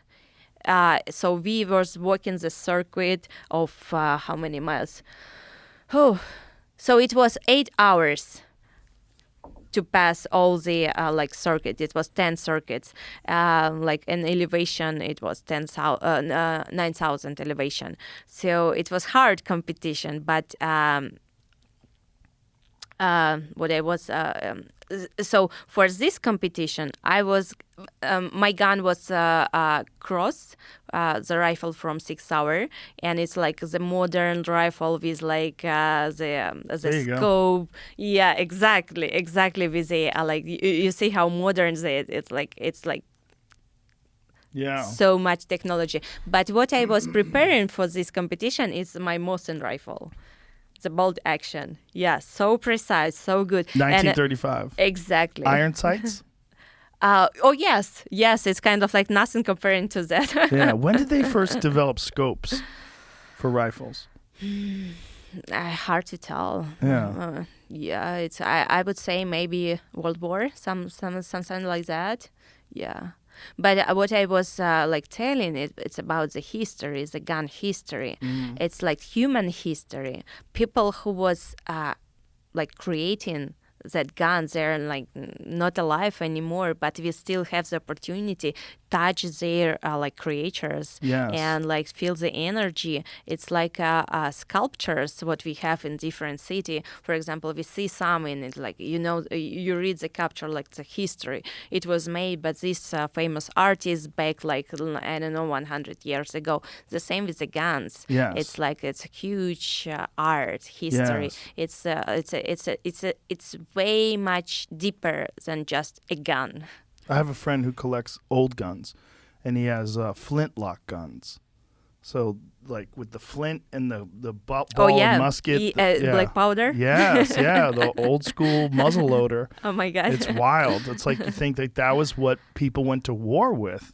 I have one. Do you? I do, but I never shot it because it's very hard to find the right ammunition for it, and you have to be sure that it's the right one. So I was trying to, I was asking like my friends, like everyone, but they advised me, Valentina, like keep it on the wall.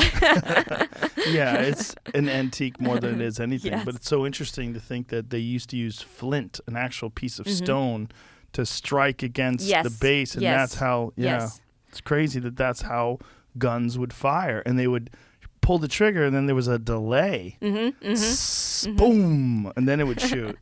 Yeah. I think it's the same with martial arts when it started, like when it's like what's martial arts it was back then in what is now like modern arm. There it is. Exactly. Look This at is that. it. This is it. Wow, that's such a cool gun. And what year is that gun from? If I'm not mistaken, it's sometime 1800s. Wow. Yeah, keep that on the wall. Yes, I know. It is fascinating how much the technology has improved and changed. I was hunting recently, and most of the time I bow hunt, but we did some hunting for pigs, and we used rifles. And this rifle had a illuminated reticle. Like you hit a button and it would show all the different ranges where the rifle, like where you would have to aim at 100, at 200, at 300, and it was all marked off. I was like, this is incredible. Like the technology. Technology, exactly. For example, this cross rifle from SIG, it has like brake system of when it's the scope connected via Bluetooth with a binacle, and you can set your range, like seeing the target, you set it, it's connected, and the rifle know where to shoot. Yes. It's say where to shoot. Yeah, SIG has an amazing system, right? Where their rangefinder connects with apps, their scopes connect with apps, and that all of this works together. I have a few guns from SIG. I have a few of their pistols, and I have an AR. I have 2 ARs from them. Yeah. They make great stuff, but it's just so incredible how everything is like when you start studying it and realizing that the ballistics are so accurate and precise that now they have these competitions where people are shooting out to 1,100, 1,200 yards and hitting small steel targets at 1,200 yards. I mean, it's crazy. I know, this is a level. Yeah. Do you do any of that, long-range shooting? For that competition, I was like spending more time training for the long, and the longest what we have, it was 1,000. 1,000? Yes, it's the longest what we had in the competition, yeah. But I would say that I'm really looking forward to the next year where they're going to do the second games, because it's combination of shooting and to be in a good physical condition. And it's like the best, and you are in the nature. It's like targets the same, like in the shape of animal with steel lungs, the shape of the lungs, and you have to hit the steel target. And you arrive to your stage. You have to see where's the targets, and you don't know how many are them before you get into the like any of stages. So it can be 2 or 3 like different targets. You have to find it like in the real situation. Hundreds of your like kind of like have to spend some time. Once you find it, you have to shoot, like you have 3 shots, and each shot give you some points, and then you shoot, you move to the next target, and it kind of was like amazing experience. One, because of competition itself, and the second because it's so much amazing people like was combining together, and like so good spirit. We slept under the sky in a tent, so it's like amazing. Royce Gracie was there. Royce is big on shooting. He's very good too. He's really dedicated to shooting. We spoke with him, and it's like he's so amazing person. So like nice. Just got done training with my friend John Dudley in archery. So now he's learning archery as well. Like he just went through a whole like comprehensive multiple day course one-on-one with my friend John. Amazing. Yeah. I think it's like in everything, like definitely when you have these people around you, it's so huge motivation. Well, the gun culture and the gun community gets oftentimes disparaged. Unfortunately, because it's not accurate. Gun people and gun culture, they're some of the nicest people I've ever met in my life. It's true. They're very nice. They're very respectful, and they're friendly and they're welcoming to people that want to participate. And I've never, like when I go to Terran Tactical when I'm in Los Angeles, there's always someone there that's like some world champion shooter that will give you advice and give you tips and help, and there's so much encouragement. It's amazing. This is what I say, that the gun by itself, it teach you about like respect, be kind, be noble, be like help to each other. It's like it's amazing. It's like it's just different. And I would say that those people are like truly care about nature and truly care about animals, because it sounds like they shoot animals, they hunt animals, but they care. It's every time like funds what they are creating, and every time it's like foundation and something like that. And I was like, I have friends hunters, and they are just like one of the best persons ever. Yeah, they're some of the nicest people, and what you're saying is true. They contribute more to conservation than any other group. True. In this country, there's not a single group that even comes close to the contributions to wildlife and conservation that hunters give. Yes, this is fact. Yeah, all the money when hunters, because of the Pittman-Robertson Act, when hunters buy gear and ammunition and guns, I think it's 10%. Find out what that is. I think it's the Pittman-Robertson Act. I believe it's 10%. So I think what it is 10% of all the money that comes from the sale of hunting gear goes towards conservation. And I believe it's not just hunting gear. I believe it's also the sale of recreational firearms. That money goes towards wildlife protection, protection of habitat. It goes to hire wildlife biologists who will monitor the population of the species to make sure they're healthy. Yep. So it's kind of counterintuitive to people that don't understand the relationship and don't understand anybody in that. What does it say here? 11%. Okay. So 11% excise tax on firearms and ammunition. Instead of going to the U.S. Treasury, as done as the past, the money generated by the tax is instead given to the Secretary of the Interior to distribute to the states. The Secretary determines how much to give to each state based on the formula that takes into account both the area of the state and the number of licensed hunters. So it's pretty interesting. Yeah. And through this Pittman-Robertson Act, they've generated billions and billions of dollars that have all gone towards conservation. Yeah. People just have to know that, right? Yeah. And it's like, well, there's misconceptions. There's misconceptions about gun culture in terms of like recreational gun users. People want to think that people that own guns are like terrible people or bad people or just assholes or bullies or whatever. But it's not. When you meet these people, there is a certain humility that comes with guns, because you realize anybody could just point that gun at you and kill you.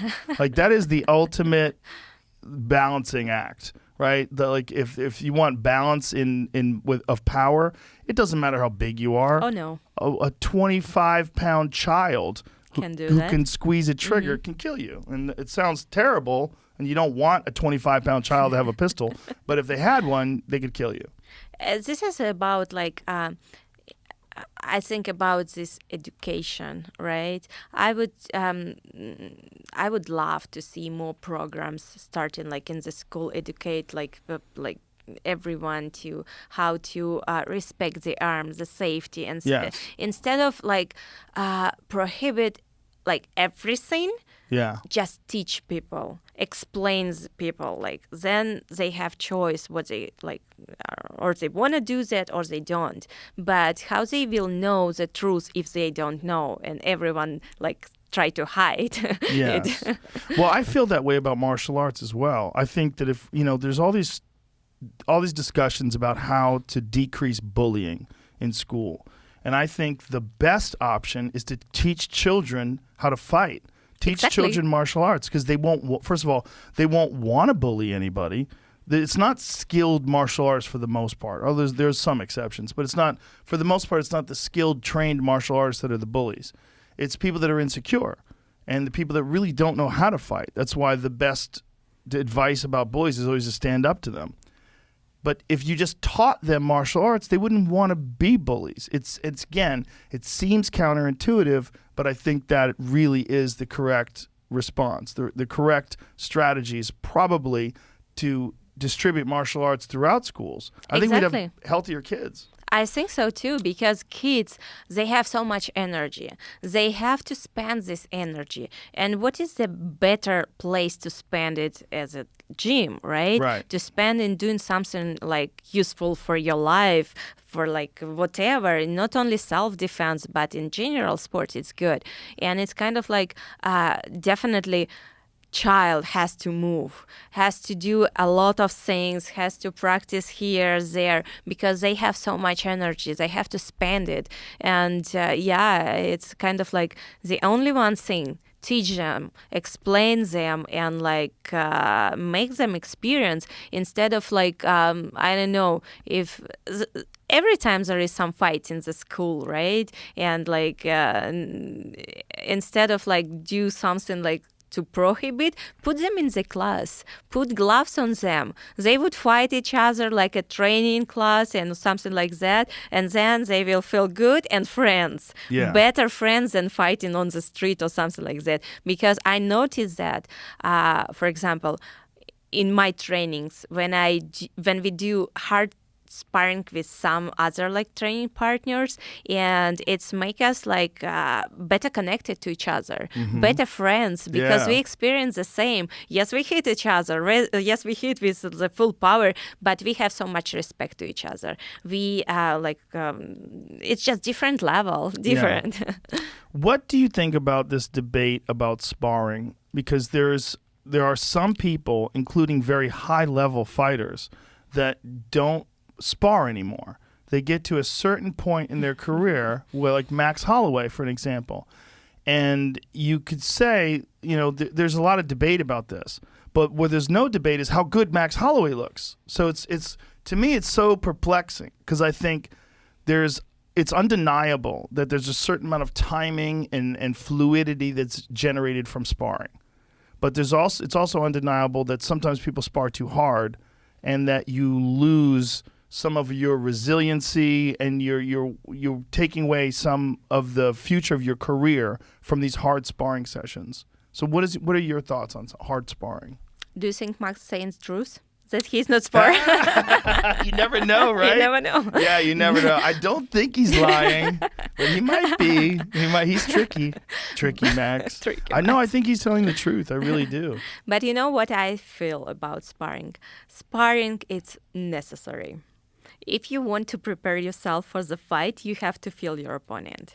Timing, and one thing, when you hit pads, different when you hit someone and someone hit you back. Yeah. But sometimes people, they have wrong approach to sparrings.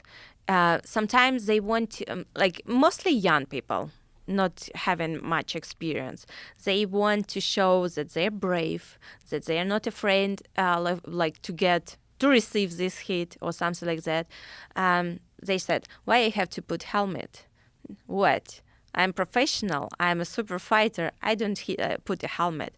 And definitely when you absorb strong strike, like a jab or whatever, it's you're gonna feel it. And if it's before the fight training camp, you have to have sparrings, a lot of sparrings, and less protection you have, more damage you have. So it's my concept. You have to protect yourself first.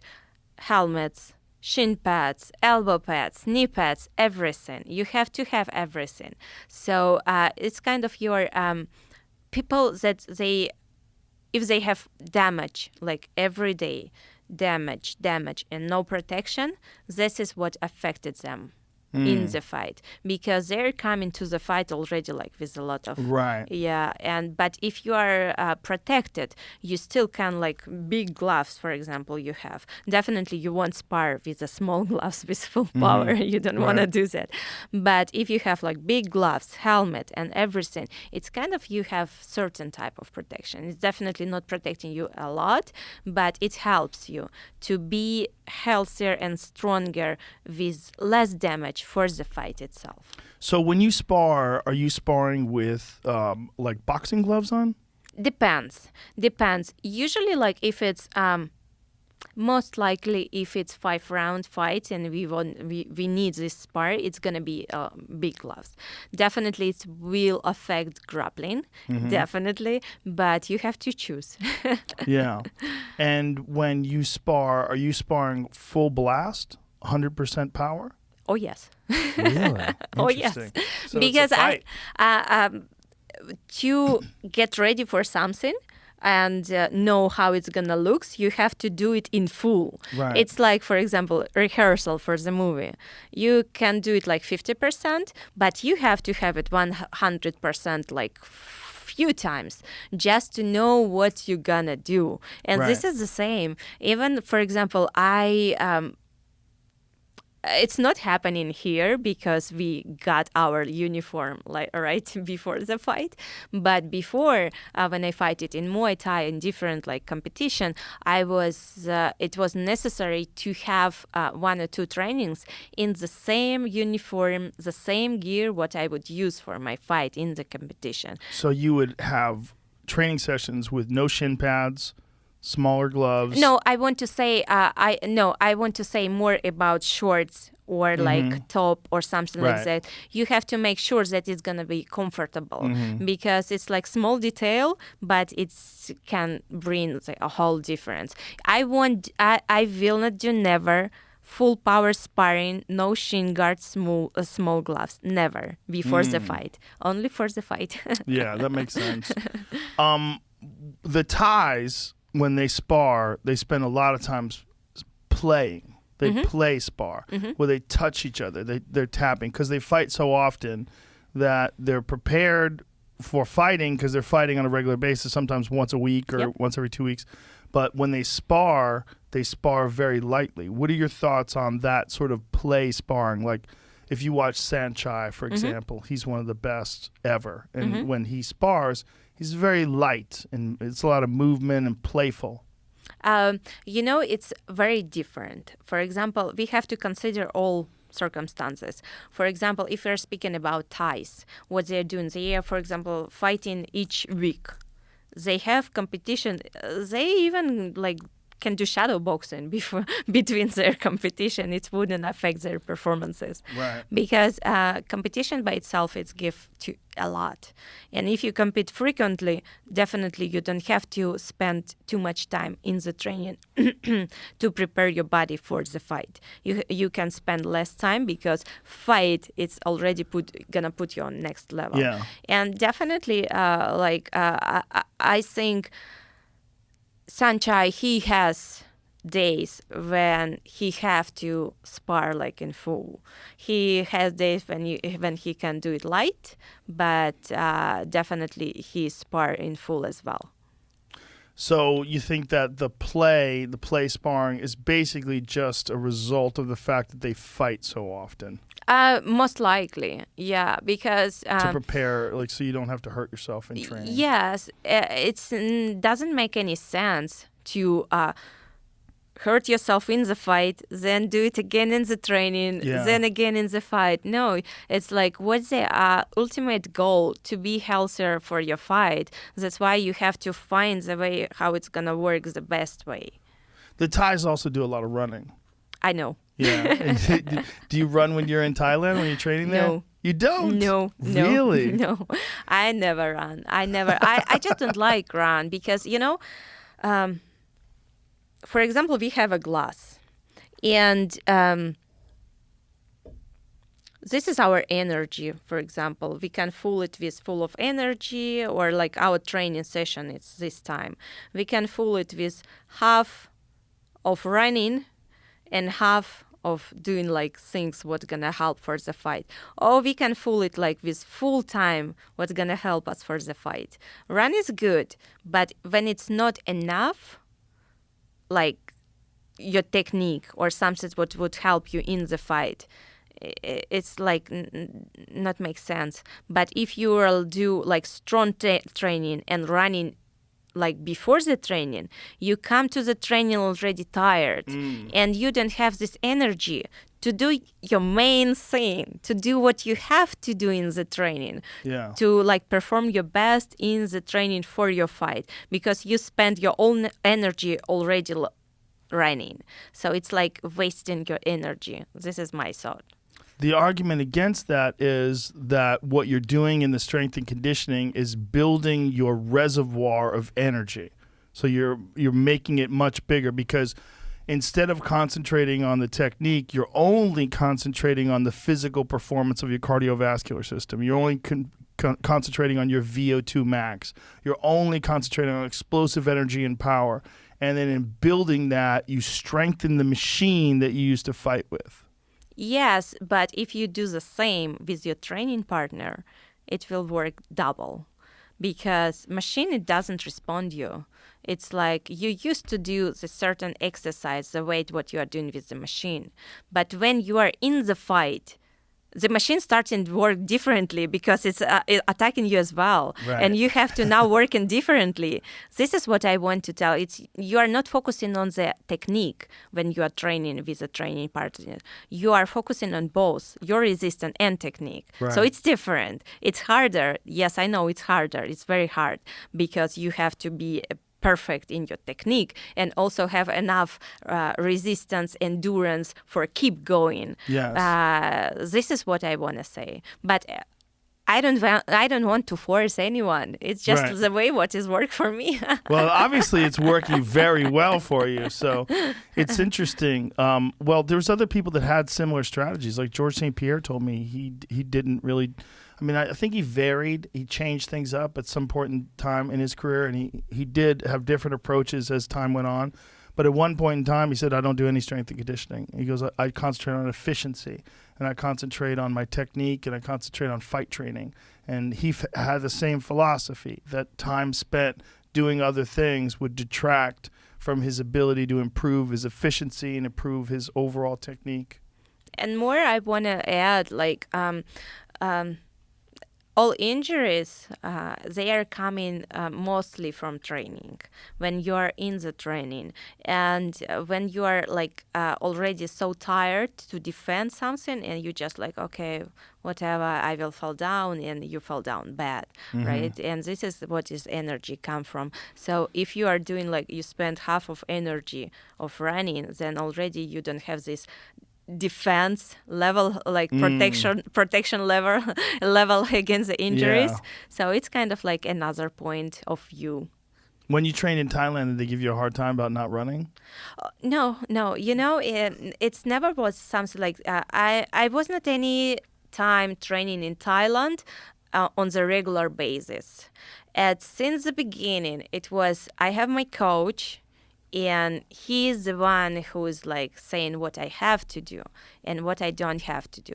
Pavel, he was every time like looking for me, for his students, for Antonina, to do the right things. Because like he spends so much energy in us. He put so much like everything what like creating the fighters, right? And then to have someone messed up and destroy it, no, he has to he has to see and control, to have control of how the training process is going. And for example, now our trainings in Tiger Muay Thai, it's what we are doing. We have the same like group. We have people from all around the world, some Thai fighters, some like fighters who are like in that time in Tiger Muay Thai. And we do like separate training. We have our schedule and certain time what we are training, and we do our style training. Now, when it comes to things like endurance, do you monitor your heart rate? Do you check your heart rate in the morning? You're smiling at me. I don't do that. I don't do that. I don't check my heart rate. I don't use gadgets. I don't even like, I don't do that. And I know there is like a lot of apps, they are very helpful. They just help to know how you feel. Right. But my indicator, it's myself. My indicator, if I feel good, this is the most important indicator. If I feel that, for example, I don't have endurance during the training, it means that my diet is not good. It means something like I have to change in my diet, most likely. So my indicator, it's myself. So I don't believe in gadgets. They gonna help me in the fight. I believe in myself. Only like there is one person who gonna help me. So no heart rate monitors. No. No VO2 max tests, none of that. do you monitor your progress when it comes to training camp entirely based on how you feel then? Entirely. Or you don't write anything down? Oh, Do you keep a journal of your training sessions or anything? I was doing it like years ago, like most likely not training session, but like diet. Yeah, for example, my weight in the morning like that, and this is what I was eating like that. After training, I felt this, that. I did it like part of my time, but right now, no. Right now, it's like I know exactly how I have to feel, and I every time like sharing my feeling with my team, and we are like saying like, okay, this is right, this is not right, this is like okay to feel that during this period of training camp, and this is what we have to do to like maintain it or something like that. Yes, now it's all about sense, right? How would say? Your intuition, Intuition, how you feel. yes. Do you have a nutritionist that you work with? I know you're at the UFC PI, so do you work with their nutritionist, or how do you decide like what you eat? How I decide what I eat? The team of UFC Performance Institute, they are so incredible. And for example, for fight week, Charles, Nicole, and Clean, they are like working so good to build your like meals, and working like excellent. I cannot complain, because it's amazing what fighter can have someone to be like to worry about their food, and you don't have to think about anything, just like it's already just eat.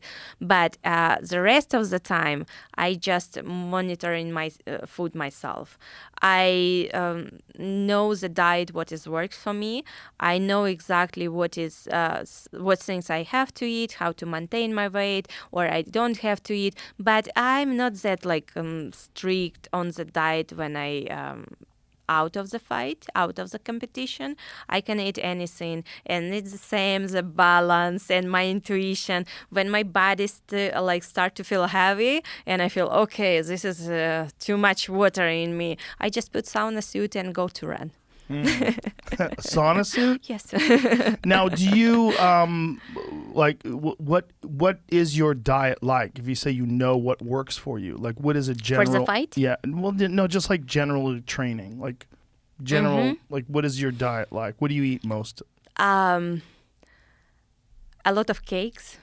Chocolate cakes, Come on. with a lot of creams on top. Are you kidding? No. Really? I just like sweets, yes. You eat cake? I do. Really? Yes. So if someone asked me, do you think that Valentina Shevchenko eats sugar? I'd be like, no way. Oh, yes, a lot. If you would ask people who know me, they said like, oh my God, she's like all about this sugar. You're all about sugar. But is it because you train so hard, your body needs that glucose and you can get away with it? Is this like an after training thing, or is it just you just love cake? I just love them. Yeah. I like the taste. But what about nutrition? Like, do you have like staples in your diet in terms of like meat and vegetables? Like, what is your diet normally like? The only thing that I keep like a rule, and I can break it sometime if it's some party or some like situation. It's I'm not eating after 5 p.m. So this is most important. If I know that after 5 p.m. I just stop, I can drink some tea, like water, but no sugar, and it's gonna be balanced. So this is the most important rule. And definitely when I feel it's too much sugar, I go and eat salad. Too much cake. So 5 p.m. and then when would generally your morning workout be? Sometime it's early 7, sometime it's 8, but we train in the morning, and I like to train in the morning. I don't like to train like past 10, so it's going to be sometime between 7 and lately. So 8. even if it's 7, you're still generally getting about 14 hours of intermittent fasting. But before the training, I don't eat. No training? No. Wow. No. So you eat at 5 p.m. as you're done. And then after training. and then you wait and then train for hours. Yeah. Wow, that's Yeah, interesting. yeah. No fruit, no nothing. I can take a shake, for example, meal replacement, Mm-hmm. something like that. And I lately I very like this like greens, Mm-hmm. protein, and collagen. I mix that, and I can have that like just a small amount before the training, but that's it. Yeah, I don't like to feel full Mm-hmm. before the training. It's affect my endurance. But that's crazy that you go that long and then train really hard for multiple hours. Yes, but it depends what how much you ate before fight. Mm-hmm. 5. Before five. Oh, so you How pig much? out. So Not before- not that big. not that big. Now, when you're training, are you taking any sort of glucose supplement while you're training? Like, are you drinking Gatorade or While training, no. no, just water? No, I don't drink during the training. You don't drink any water? No. Really? Yes. So for hours, you're Yes. training for hours, no water. Yeah, no water. Wow. Yep. It's I don't know. It's in Soviet system. It was in that like all boxing, all wrestlers they had the same like no drinking because it's kind of like I feel when you drink, your liver and your heart start to work more. And it's like after 5 minutes after you drink, you feel like more tired than it was before. So I Really? just I don't drink. Even just a little bit of water, just a sip, nothing. No, because Wow. I don't feel that I used to, all my life I didn't drink, and that I just used to it. So all my life it was like during the training, no drinks, no water, and this is I feel good, I feel comfortable, so I don't need that. Wow, that's incredible. What about alcohol? I don't drink. Nothing. I don't drink, but I'm not against it. I'm not like a person who's like judging people for drinking or Right. something like that. No, I think it's the same culture of drinks, and more my family, my grandfather, he was doing, he was like homemade wine, and now my mom, she's continuing his tradition, and she's every time sending picture of making her own wine. Oh, wow. Yeah. But you don't touch it. No, I don't. No. I Maybe- don't feel. Do you think when you're done competing, It's maybe? different. Yes, Then? maybe. Maybe someday? I'm doing my theory now. Right. What about vitamins and supplements and things along those lines? Training camp. Yeah, training Yes, camp? Only yes. during training camp? Only training camp. So what is it? How long is your training camp generally? 2 months probably. Yeah. So for those 8 weeks, you'll take in vitamins and Yeah. supplements. Like what kind of vitamins do you take? So I have UFC Performance Institute nutrition specialist. Oh, so they set nutrition everything up for you? Yes, it's amazing because they are taking care of everything. That's very convenient. And so that's generally the reason why you moved to Las Vegas to have access to the Performance Institute? Actually, it was not the main reason. No? I just love like Nevada. I love Las Vegas. I like the climate. Mm-hmm. Yes, definitely it's kind of like hot in the summertime, but It's only a few months. it's only a few months. Yeah. If we are speaking about what the weather is not right now there, it's just perfect. It's so I like the quality of air and everything. I never thought that I will be so in love with the desert nature. I grew up in Kyrgyzstan. We have 4 seasons. We have gorgeous summer, super cold winter, spring. It's something like so beautiful, like so many greens, so many trees, so many everything colors. And I never thought that I gonna miss so much desert, and I knew it. We had last summer our U.S. trip, and we usually when COVID things, all of this starts, and we start to explore United States like so deep and like just traveling. We just take our car, our truck, and for 2.5 months we just driving around. And it's our trip. It's different. We are not going like from destination to destination. For example, our navigator saying like, okay, you have 2 hours drive. But in reality, it will take like 6-7 hours because we are just driving small roads, stopping in every little town, and like if there is like by the coast marinas and something like that. And last summer we traveled. We started from Las Vegas, then we went Lake Tahoe, then San Francisco, and drew all Highway 1, Pacific Coast, up like to the all the way up, and then like Seattle, Washington, and all the area by the border with Canada. So it was amazing trip, 2.5 months. And then when we were on our way back, and we starting to drive closer to Nevada, closer to that nature, desert nature, I was like, oh my God, it feels like coming back home. You're accustomed to it now. Yes. Yeah. It's amazing how much outside activity, outdoor activities you can also do in the Las Vegas area. Like I've had Alex Honnold on the podcast before. Do you know who he is? The free solo climber. Yeah, and he was telling me like there's a lot of climbers that move to Las Vegas just because they have access to so many climbing routes. Oh my God, yeah. Yeah.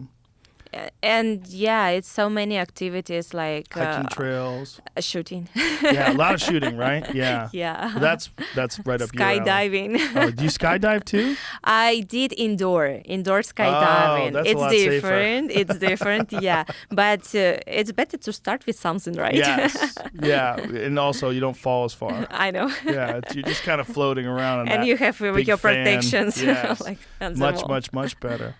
Well, listen, Valentina, it's been a pleasure to talk to you. I really appreciate you coming in here. I've admired your work inside the octagon, and I really appreciate your style and your technique and your ability. It's beautiful to watch. So I'm a big fan. So for me, this was a real treat. Thank you so much, Joe. It's Thank my you very pleasure. Much. Yeah. I can't wait to see you in there again. So hopefully Me next too. time I will talk to you, they will say, and still. I will work on it hard. I'm sure you will. I have no doubts. So thank you very much. Thank All you. right. Bye, everybody.